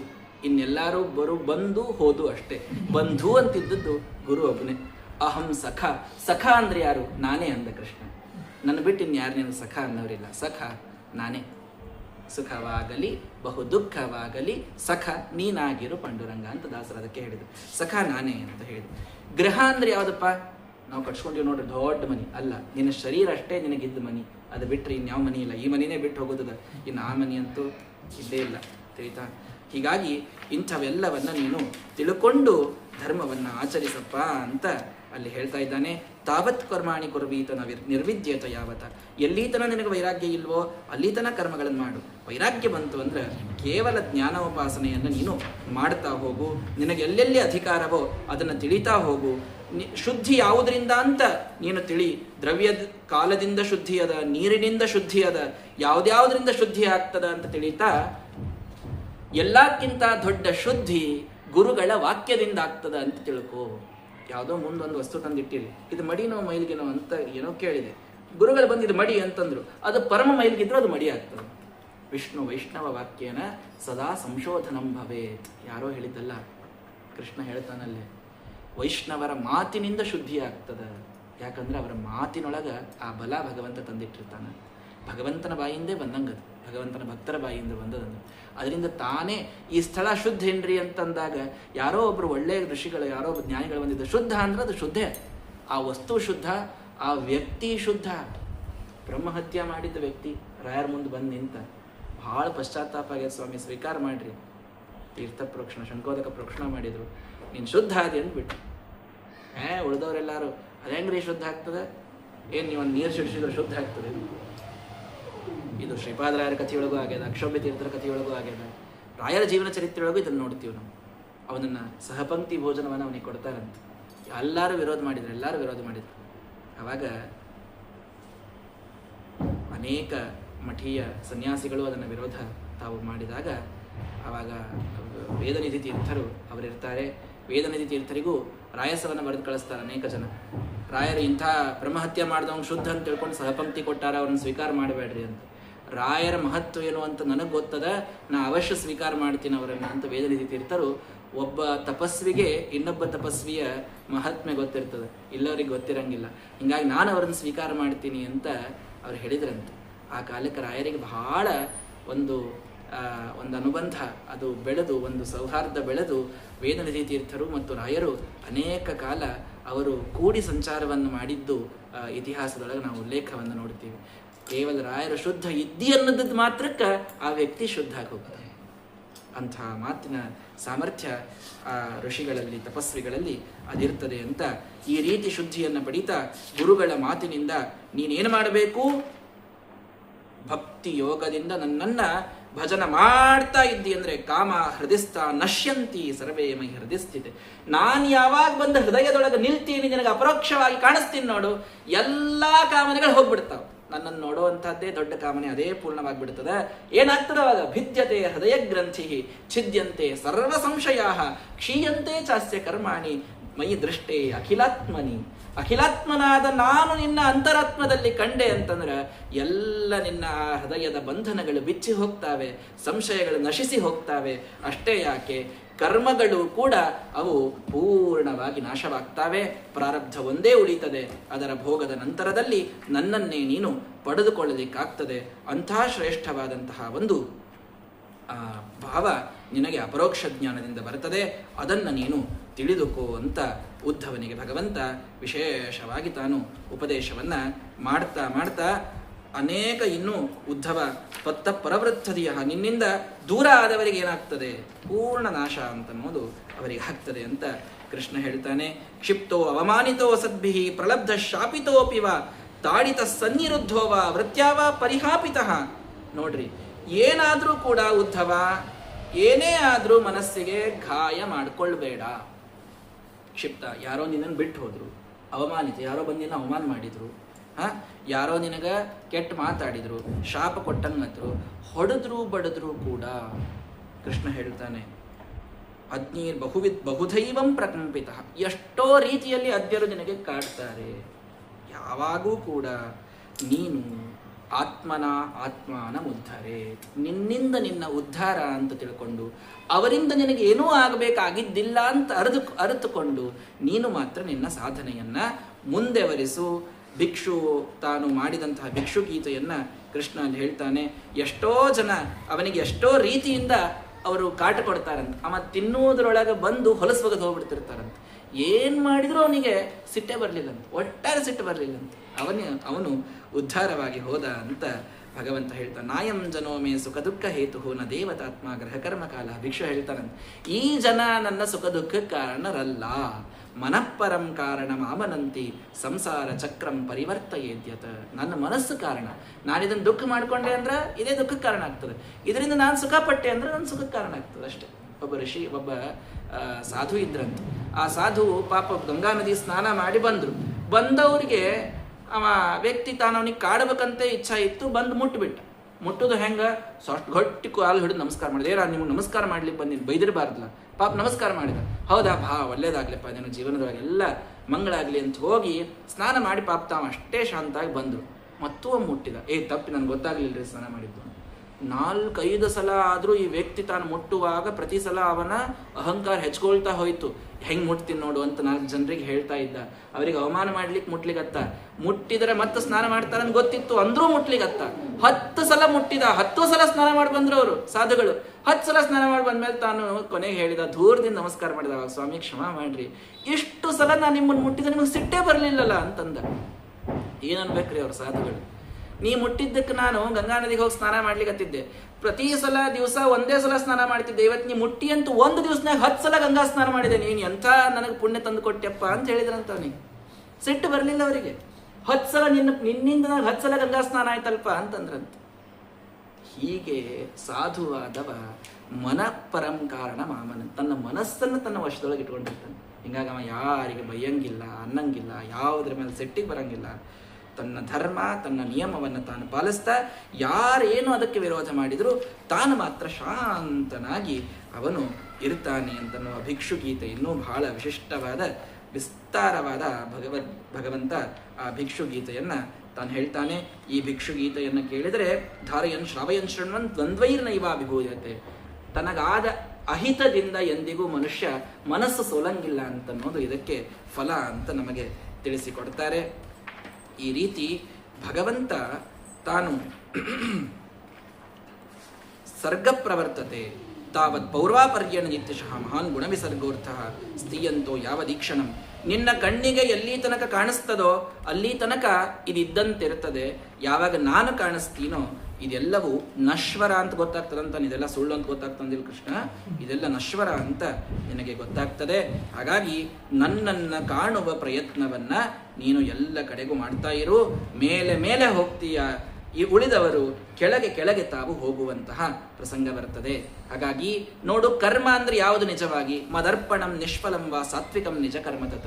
ಸಾತ್ವಿಕವಾದ ಕರ್ಮ ಅಂದ್ರೆ ಯಾವುದು ನನಗೆ ಅರ್ಪಣ ಮಾಡ್ತಿ, ಯಾವ ಫಲಾಪೇಕ್ಷೆ ಇಲ್ಲದೆ ಮಾಡ್ತಿ, ಅದು ಶುಭ ಸಾತ್ವಿಕ ಕರ್ಮ. ಫಲ ಸಂಕಲ್ಪಗಳಿಂದ ಕೂಡಿ ಇಚ್ಛಾಪಟ್ಟು ಯಾವ್ದು ಮಾಡ್ತಿ, ಅದು ರಾಜಸ ಕರ್ಮ. ಹಿಂಸಾ ಮಾಡ್ಲಿಕ್ಕಂತ ಯಾವ್ದು ಮಾಡ್ತಿ, ಅದು ತಾಮಸ ಕರ್ಮ. ಕೈವಲ್ಯಂ ಸಾತ್ವಿಕಂ ಜ್ಞಾನಂ. ಸಾತ್ವಿಕ ಜ್ಞಾನ ಅಂದ್ರೆ ಯಾವುದು? ಕೇವಲ ಭಗವಂತನ ಬಗ್ಗೆ ತಿಳ್ಕೊಳ್ಳೋದು, ಇದು ಸಾತ್ವಿಕ ಜ್ಞಾನ. ಆಯ್ತಾ? ಕರ್ಮನಿಷ್ಠಂತೂ ರಾಜಸಂ. ನಮ್ಮ ಕರ್ಮಕ್ಕೂ ಬೇಕಾದ ಸ್ವಲ್ಪ ಬೇರೆ ಬೇರೆ ಕಲ್ಕೋತ ಹೋಗ್ತೀವಿ ನೋಡ್ರಿ, ಅದು ರಾಜಸ. ಪ್ರಾಕೃತಂ ತಾಮಸಂ ಜ್ಞಾನಂ. ಆದ್ರೆ ಯಾವುದು ಇನ್ನೊಬ್ಬರಿಗೆ ಕೇಡು ಮಾಡ್ಲಿಕ್ಕಿದ್ದ ತಿಳುವಳಿಕೆ ಜ್ಞಾನ ಅದನೋ ಅದು ತಾಮಸ ಜ್ಞಾನ. ಮನ್ನಿಷ್ಠಂ ನಿರ್ಗುಣಂ. ನನ್ನಲ್ಲಿದ್ದದ್ದು ಮಾತ್ರ ಅದು ನಿರ್ಗುಣವಾದ ಶುದ್ಧವಾದಂತಹ ಜ್ಞಾನ ಅಂತ ಕರೀತಾರೆ. ವಾಸದೊಳಗ ಇರುವುದರೊಳಗೆ ಯಾವುದು ಶ್ರೇಷ್ಠ? ವನಂ ಸಾತ್ವಿಕೋ ವಾಸ. ವನ ಇದು ಸಾತ್ವಿಕರ ವಾಸ. ಏನು? ಗ್ರಾಮೋ ರಾಜಸ ಉಚ್ಯತೆ. ಗ್ರಾಮ ಒಂದು ಊರಿನೊಳಗೆ ಎಲ್ಲರ ನಡುವೆ ಇರೋದು ಇದು ರಾಜಸವಾಸ. ಇದು ಇಷ್ಟಾದರೂ ಇರಬೇಕು.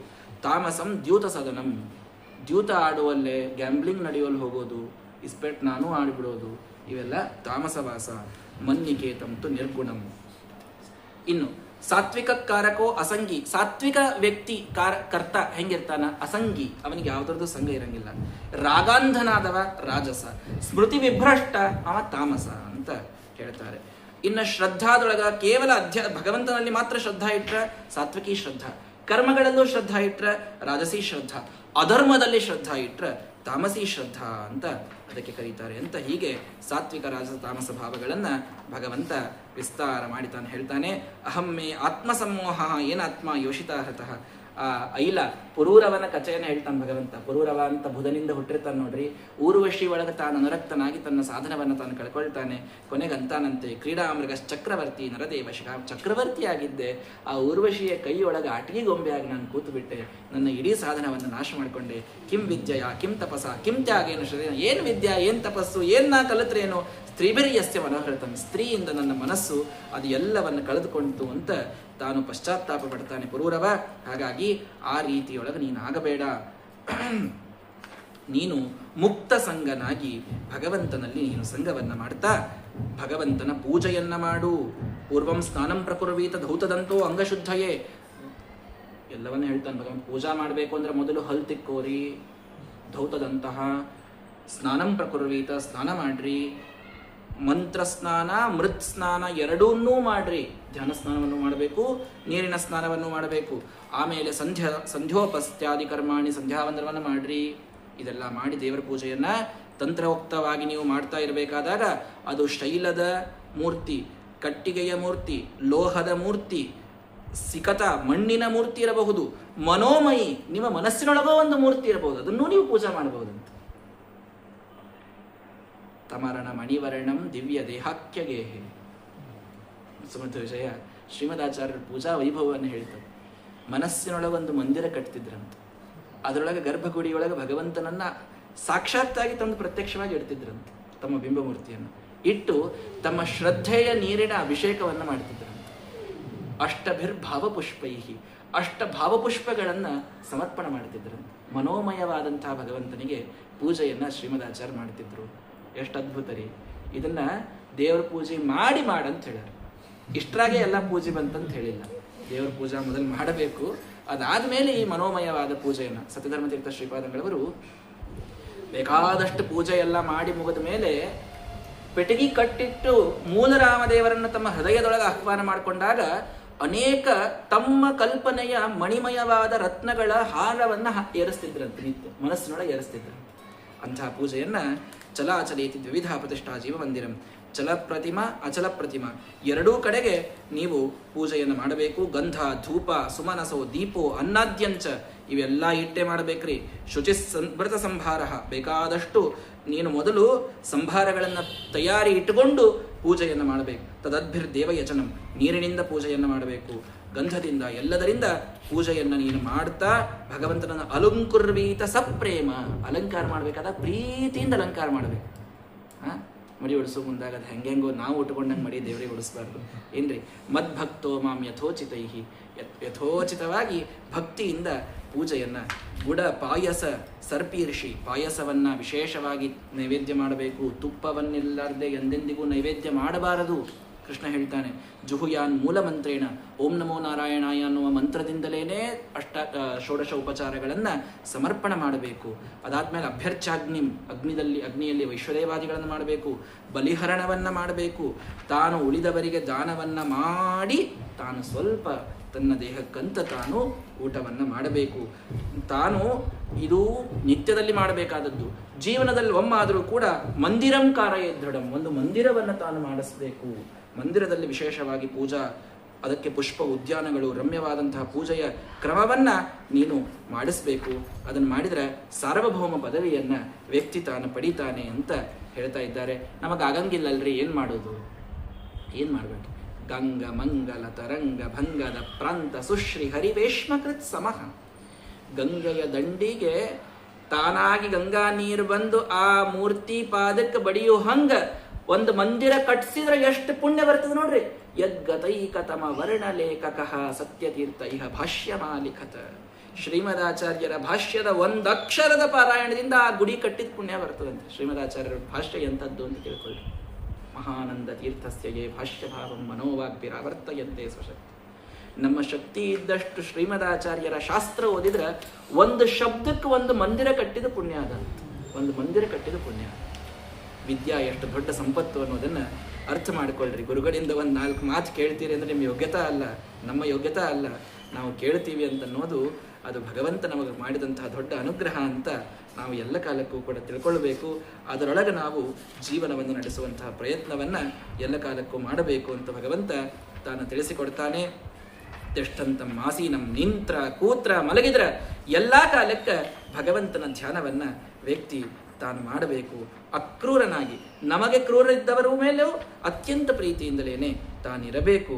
ಏಷತೆ ಅಭಿಹಿತ ಕೃತ್ಸ್ನಃ ಬ್ರಹ್ಮವಾದಸ್ಯ ಸಂಗ್ರಹ, ಇಡಿಯಾದ ಬ್ರಹ್ಮವಾದವನ್ನು ನನಗೆ ಸಂಗ್ರಹ ಮಾಡಿ ಹೇಳಿದೆ ಅಂತ ಹೇಳ್ತಾನೆ ಉದ್ಧವನಿಗೆ.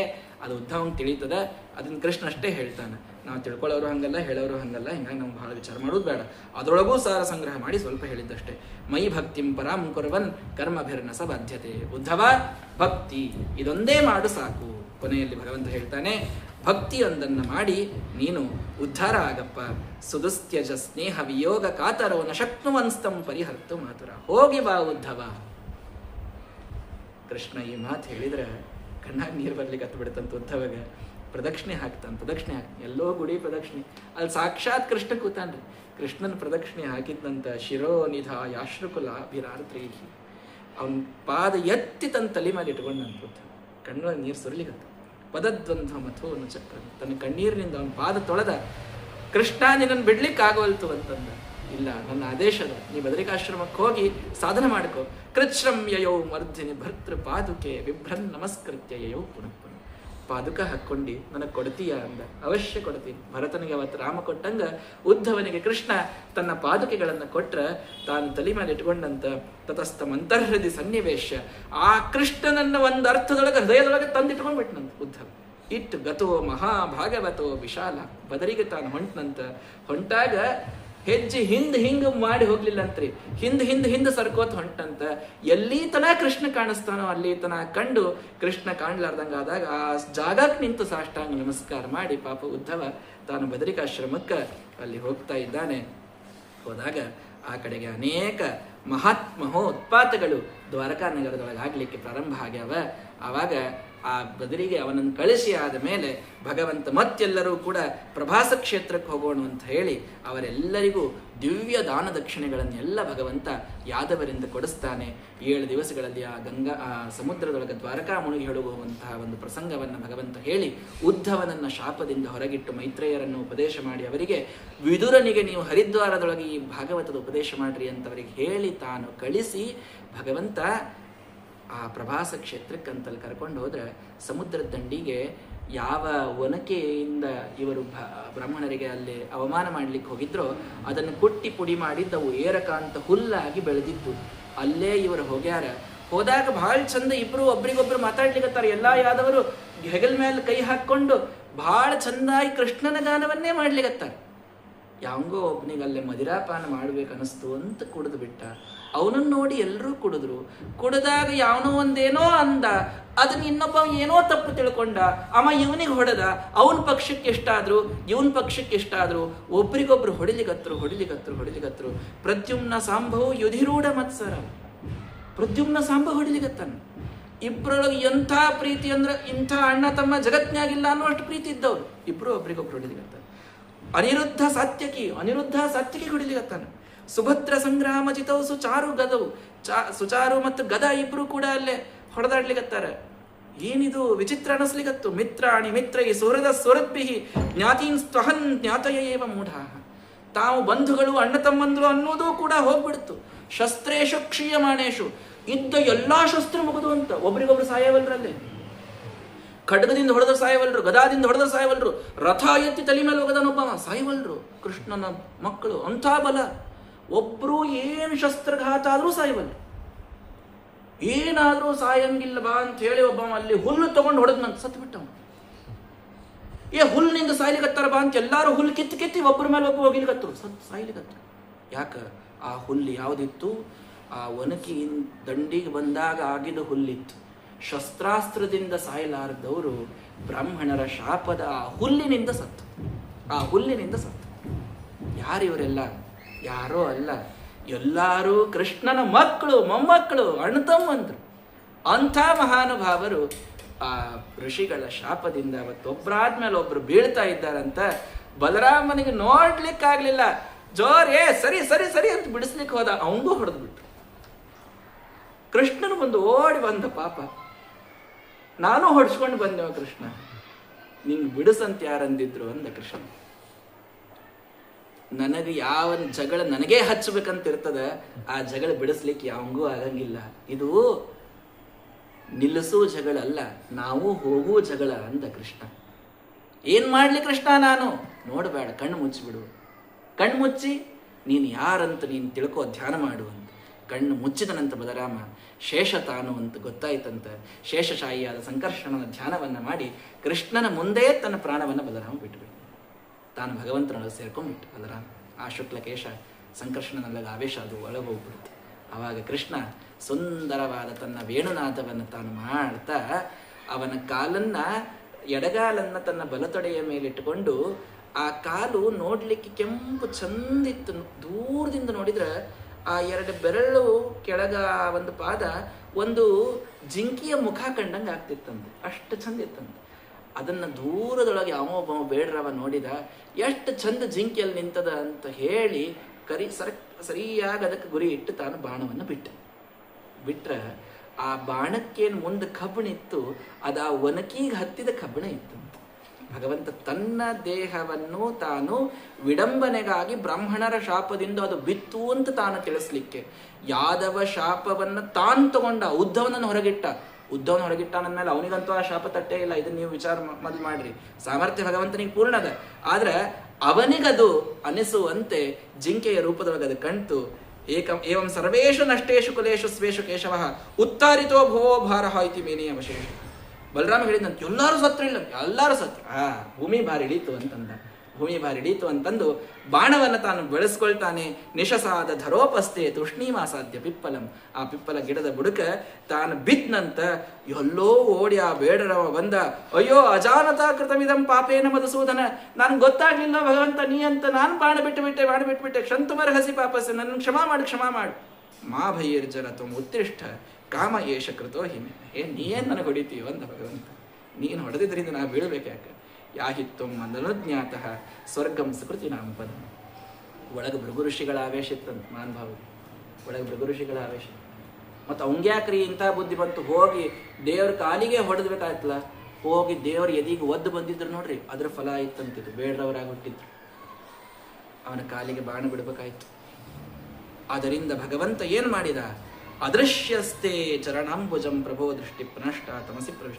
ನಾನು ತಮಸ್ಸಿಗೆ ಹೋಗ್ತೀನಿ ಭಗವಂತ ಅಂದರೆ, ಇಲ್ಲಪ್ಪ ನೀನು ತಮಸ್ಸಿಗೆ ಹೋಗೋದಿಲ್ಲ, ನನ್ನ ಇಚ್ಛಾದಿಂದ ನಾ ಈ ಬಾಣ ಹೊಡೆಸ್ಕೊಂಡೀನಿ, ನಿನ್ನಿಂದ ನನಗೆ ಇದು ಅಪ್ರಾಕೃತ ದೇಹ, ಇದಕ್ಕೆ ಛೇದ ಭೇದ ಅನ್ನೋದು ಏನೂ ಆಗುವುದಿಲ್ಲ, ನೀನು ಆರಾಮಾಗಿ ನಿನ್ನ ಊರಿಗೆ ನೀನು ಹೋಗುವಂತ ತನಗೆ ಹೊಡೆದ ಬೇಡವನಿಗೂ ಭಗವಂತ ಉದ್ಧಾರ ಮಾಡಿ ಕಳಿಸ್ತಾನೆ. ಆ ಸೂತನನ್ನು, ದಾರುಕನನ್ನು ಕರೆದ ಸಾರಥಿಯನ್ನ, ಹೋಗು ಅರ್ಜುನಗೆ ಹೇಳು, ನನಗೆ ಅತ್ಯಂತ ಪ್ರೀತಿ ಪಾತ್ರ ಅವನೇ, ಅವನಿಗೆ ಹೋಗಿ ನಾನು ದೇಹವನ್ನ ಇಲ್ಲಿ ತ್ಯಾಗ ಮಾಡ್ತಾ ಇದ್ದೀನಂತ ಹೇಳು ಅಂತ ಶ್ರೀಮದ್ ತಾತ್ಪರ್ಯ ಬರ್ತದೆ. ಸರ್ವಥಾ ಭಗವಂತನ ದೇಹತ್ಯಾಗ ಅಂತ ಅನ್ನೋದಿಲ್ಲ. ಕೇವಲ ತಾನೇನು ಮಾಡ್ತಾನ್ರಿ, ತನ್ನದೇ ಆದ ಒಂದು ದೇಹವನ್ನ ಮಾಯಾವಿಡಂಬನಮವೈಹಿ ಯಥಾ ನಟಸ್ಯ, ನಾಟಕದೊಳಗ ಸತ್ ಬೀಳ್ತಾನ ಒಬ್ಬ ನಟ, ಖರೆ ಸತ್ ಬಿದ್ದಿರ್ತಾನೇನೋ, ನಾಟಕ ಆದ್ಮೇಲೆ ಮತ್ತೆ ರೊಕ್ಕ ಕೊಡ್ರಿ ಅಂತ ಅವನೇ ಬರ್ತಾನೆ, ಹೌದಿಲ್ಲ? ಹಂಗ ನಾಟಕದೊಳಗಿನ ನಟನಂತೆ ತನ್ನ ದೇಹ ಅಲ್ಲಿ ಬಿದ್ದಂತೆ ಭಗವಂತ ತೋರಿಸಿದ್ದಾನಷ್ಟೇ. ಅರ್ಜುನಿಗೆ ಇದೆಲ್ಲದ್ರದ್ದು ಅಂತ್ಯಕ್ರಿಯೆ ಮಾಡು ಅಂತ ಹೇಳ್ತಾನೆ ಮಾರಾಯ. ಅಂತ್ಯ ಸಂಸ್ಕಾರ ಮಾಡಿ ಖರೇನೇ 15 ಜನರೇ ಇವನ್ ದೇಹ ಬಿದ್ದನಂತೆ ತಿಳ್ಕೊಬೇಕು. ಅಷ್ಟೆಲ್ಲ ವ್ಯವಸ್ಥಾ ತಾನಿಲ್ಲಿ ಮಾಡ್ತಾನೆ. ಅಲ್ಲಿ ಹೋಗಿ ಈ ಸುದ್ದಿಯನ್ನು ದ್ವಾರಕಾದೊಳಗೆ ಮುಟ್ಟಿಸ್ರಿ, ಅವ್ರಿಗೂ ಎಲ್ಲ ಬಿಟ್ಟು ಬಿಡಂತ ಹೇಳ್ರಿ ಅಂದಾಗ ರುಕ್ಮಿಣಿ ಸತ್ಯಭಾಮೆಯರೆಲ್ಲರೂ ಕೂಡ ಅವ್ರ ಕಾಡಿಗೆ ಅಂತ ಹೋಗಿ ಅಲ್ಲೊಂದು ಅಗ್ನಿ ಕಾಡ್ಗಿಚ್ಚು ಬಂದು ಅದರೊಳಗೆ ತಮ್ಮ ದೇಹವನ್ನ, ಲಕ್ಷ್ಮೀದೇವಿಯೂ ತನ್ನ ದೇಹ ಬಿಡುವುದಿಲ್ಲ, ಅವಳು ಅಪ್ರಾಕೃತ ಸ್ವರೂಪ ತಾನು ಹೋಗ್ತಾಳೆ. ಉಳಿದ ಎಲ್ಲ ಸ್ತ್ರೀಯರು ಅಲ್ಲಿ ದೇಹತ್ಯಾಗ ಮಾಡ್ತಾ ಇದ್ದಾರೆ. ದ್ವಾರಕೆ 7 ದಿವಸಗಳೊಳಗ ಅದು ತಾನು ಸಮುದ್ರದೊಳಗೆ ಮುಳುಗಿ ಹೋಗ್ತಾ ಇದೆ. ಆವಾಗ ಅರ್ಜುನಾದಿಗಳು ತಾವು ಸ್ವರ್ಗಾರೋಹಣವನ್ನು ಮಾಡಬೇಕು ಅಂತ ತಾವು ವಿಚಾರ ಮಾಡ್ತಾ ಇದ್ದಾಗ ಬ್ರಹ್ಮಾದಿ ದೇವತೆಗಳು ಬಂದು ವರ್ಷಾಣಿ ವಿಮಾನಾವಲಿಭಿರ್ನಭಃ, ಎಲ್ಲರೂ ಬಂದು ಪುಷ್ಪವೃಷ್ಟಿಯನ್ನು ಭಗವಂತನ ಮೇಲೆ ಮಾಡ್ತಾ ಇದ್ದಾರೆ. ಮರ್ತ್ಯೇನ ಯೋ ಗುರುಸುತಂ ಯಮನೀತ ಲೋಕಂ, ಎಲ್ಲೋ ಸತ್ತಂತಹ ಆ ಗುರುಸುತನನ್ನ ತಾನು ಹುಟ್ಟಿಸ್ತಂದು ಕೊಟ್ಟ ಭಗವಂತ, ಅವನಿಗೇನು ಮೃತ್ಯು ಬರಬೇಕು? ಕೇವಲ ನಾಟಕಕ್ಕಾಗಿ ಭಗವಂತ ಇದನ್ನು ಮಾಡ್ತಾನೆ. ನೈಚ್ಛತ್ ಪ್ರಣೇತು ಅಪುರತ್ರ ಶೇಷಿತಂ ಮರ್ತ್ಯೇನ ಕಿಂ ಸ್ವಸ್ಥಗತಿಂ ಪ್ರದರ್ಶಯನ್. ತಾನು ಮಂದರಿಗೆ ಮೋಹನ ಮಾಡಲಿಕ್ಕೆ ಭಗವಂತ ಇದನ್ನು ಮಾಡಿದ ಅಂತ ತಿಳಿದುಕೊಂಡು ಎಲ್ಲರೂ ಕೂಡ ಆ ದೇವತೆಗಳು ಬಂದು ನಮಸ್ಕಾರ ಮಾಡಿ ಭಗವಂತನನ್ನ ರಾಜಾರೋಷವಾದ ಭಗವಂತನ ನಡಿಗೆಯನ್ನು ರಾಜವೈಭವದಿಂದ ಅವರು ಕೇಳ್ಕೋತ ಅವರದನ್ನು ಹಾಡ್ಕೋತ ಭಗವಂತನನ್ನ ಮೇಲೆ ತಾವು ವೈಕುಂಠಕ್ಕೆ ಕರೆದುಕೊಂಡು ಹೋಗ್ತಾ ಇದ್ದಾರೆ. ತಾಂ ಪ್ರಾತರುತ್ತಾಯ ಕೃಷ್ಣಸ್ಯ ಪದವೀಂ ಪರಾಂ. ಕೃಷ್ಣ ತಾನು ಮತ್ತೆ ತನ್ನ ವೈಕುಂಠ ಪದವಿಯನ್ನು ಪಡೆದಂತಹ ಕಥೆಯನ್ನು ಕೇಳೋದ್ರಿಂದ ಭಕ್ತ್ಯ ತಾಮೇವ ಆಪ್ನೋತ್ಯನುತ್ತಮ. ಆ ವೈಕುಂಠ ಪದವಿಯನ್ನೇ ಆ ವ್ಯಕ್ತಿ ತಾನು ಪಡಿತಾನೆ ಅನ್ನುವಂತಹ ಒಂದು ಫಲವನ್ನ ಆ ಕೃಷ್ಣನ ಕಥೆಗೆ ಹೇಳ್ತಾ ಶ್ರುತ್ವ ಸಹೃದ್ವದಂ ರಾಜನ್ ಅರ್ಜುನಾತ್ತೇ ಪಿತಾಮಹ ತ್ವಾಂ ತು ವಂಶಧರಂ ಕೃತ್ವ ಜಗ್ಮುಸ್ಸರ್ವೇ ಮಹಾಪಥಂ. ಮಹಾಪಥಕ್ಕೆ ನಿನ್ನನ್ನ ರಾಜನನ್ನಾಗಿ ಪರೀಕ್ಷಿತನನ್ನ ರಾಜನನ್ನಾಗಿ ಮಾಡಿ ಆ ಎಲ್ಲ ಪಾಂಡವರು ಕೂಡ ಹೊರಟು ಹೋದ್ರಪ್ಪ ಅಂತ. ಇತ್ತಂ ಹರೇರ್ ಭಗವತೋ ರುಚಿರಾವತಾರಂ ವೀರ್ಯಾಣಿ ಚಾಸ್ಯ ಚರಿತಾನಿ ಚ ಸತ್ತಮಾನಿ ಅನ್ಯತ್ರ ಚೇಹ ಚ ಶ್ರುತಾನಿ ಗೃಣನ್ ಮನುಷ್ಯಃ ಭಕ್ತಿಂ ಪರಾಂ ಪರಮಹಂಸ ಗತೋ ಲಭೇತ. ಭಗವಂತನ ಅದ್ಭುತವಾದ ಭಾಗವತದ ಈ ಎಲ್ಲ ಮಹಿಮೆಗಳನ್ನ ಮಹಾತ್ಮೆಗಳನ್ನ ಕೃಷ್ಣನ ರುಚಿರಾವತಾರದ ಅನೇಕ ಚರಿತೆಗಳನ್ನ ಮಂಗಳವಾದಂತಹ ಈ ಕಥೆಗಳನ್ನ ಕೇಳುವಂಥವರು ಎಲ್ಲ ತಮ್ಮ ದುಃಖಗಳಿಂದ ಮುಕ್ತರಾಗಿ ಪರಮಹಂಸನಲ್ಲಿ ತಾವು ಭಕ್ತಿಯನ್ನೇ ಪಡೆದು ಉದ್ಧಾರ ಆಗಿ ಹೋಗ್ತಾರೆ ಅಂತನ್ನೋದೇ ಈ ಕೃಷ್ಣ ಕಥೆಯ ಫಲ ಅಂತ ಏಕಾದಶ ಸ್ಕಂದ ಕೃಷ್ಣ ಪರಮಾತ್ಮನ ಪರಂಧಾಮದ ದಿಗ್ವಿಜಯವನ್ನು ತಾನು ತಿಳಿಸ್ತಾ ಅದರಲ್ಲಿ ಸಮಾಪ್ತವಾಗ್ತದೆ. ಇಂತಹ ಶ್ರೇಷ್ಠವಾದ ಕೃಷ್ಣಾವತಾರದ ಕಥೆಗಳನ್ನು ಅತ್ಯಂತ ಸಂಕ್ಷಿಪ್ತವಾಗಿ ಹೇಳುವ ಪ್ರಯತ್ನವನ್ನು ಮಾಡಿದ್ದೇನೆ. ಭಗವಂತ ಗುರುಗಳು ಇದರಿಂದ ಪ್ರೀತರಾಗಿ ಅನುಗ್ರಹವನ್ನು ಮಾಡಲಿ ಅಂತ ಮತ್ತೆ ಮತ್ತೆ ಬಯಸ್ತಾ, ನಾಳೆಯ ದಿನ ದ್ವಾದಶ ಸ್ಕಂದ ಒಂದು ಉಳಿಯಿತು. ಆ ಸ್ಕಂದದ ತಾತ್ಪರ್ಯವನ್ನು ಮುಖ್ಯವಾಗಿ ಹೇಳಿ ಮತ್ತೊಮ್ಮೆ ಭಾಗವತದ ಅನುಕ್ರಮಣಿಕೆಯೊಂದಿಗೆ ಈ ಭಾಗವತದ ಮಂಗಳವನ್ನು ನಾಳೆ ಮಾಡಬೇಕಾಗಿದೆ. ಇಂತಹ ಭಗವಂತನ ಅತ್ಯದ್ಭುತವಾದ ಕಥೆಗಳನ್ನು ಒಳಗೆ ನಿಲ್ಲಿಸಿ ನುಡಿಸಿದಂತಹ ಗುರುಗಳಿಗೆ ಅನಂತ ಅನಂತ ಶತಾಷ್ಟಾಂಗ ಪ್ರಣಾಮಗಳನ್ನು ಸಲ್ಲಿಸ್ತಾ, ಅವರ ಅಂತರ್ಯಾಮಿಯಾದ ಗುರು ಪರಂಪರೆಯ ಎಲ್ಲ ತತ್ವಜ್ಞಾನಿಗಳ ವಾಯುದೇವರ ಅಂತರ್ಯಾಮಿಯಾದ ಶ್ರೀಕೃಷ್ಣ ತಾನು ನುಡಿಸಿದಂತಹ ಈ ನುಡಿಗಳಿಂದ ತುಷ್ಟನಾಗಿ ಅನುಗ್ರಹವನ್ನು ಮಾಡಿ ಎಲ್ಲರನ್ನೂ ಕೂಡ ಉದ್ಧಾರ ಮಾಡಲಿ ಅಂತ ಪ್ರಾರ್ಥನೆಯನ್ನು ಮಾಡೋಣ. ಶ್ರೀಕೃಷ್ಣಾರ್ಪಣಮಸ್ತು. ಹರಯೇ ನಮಃ.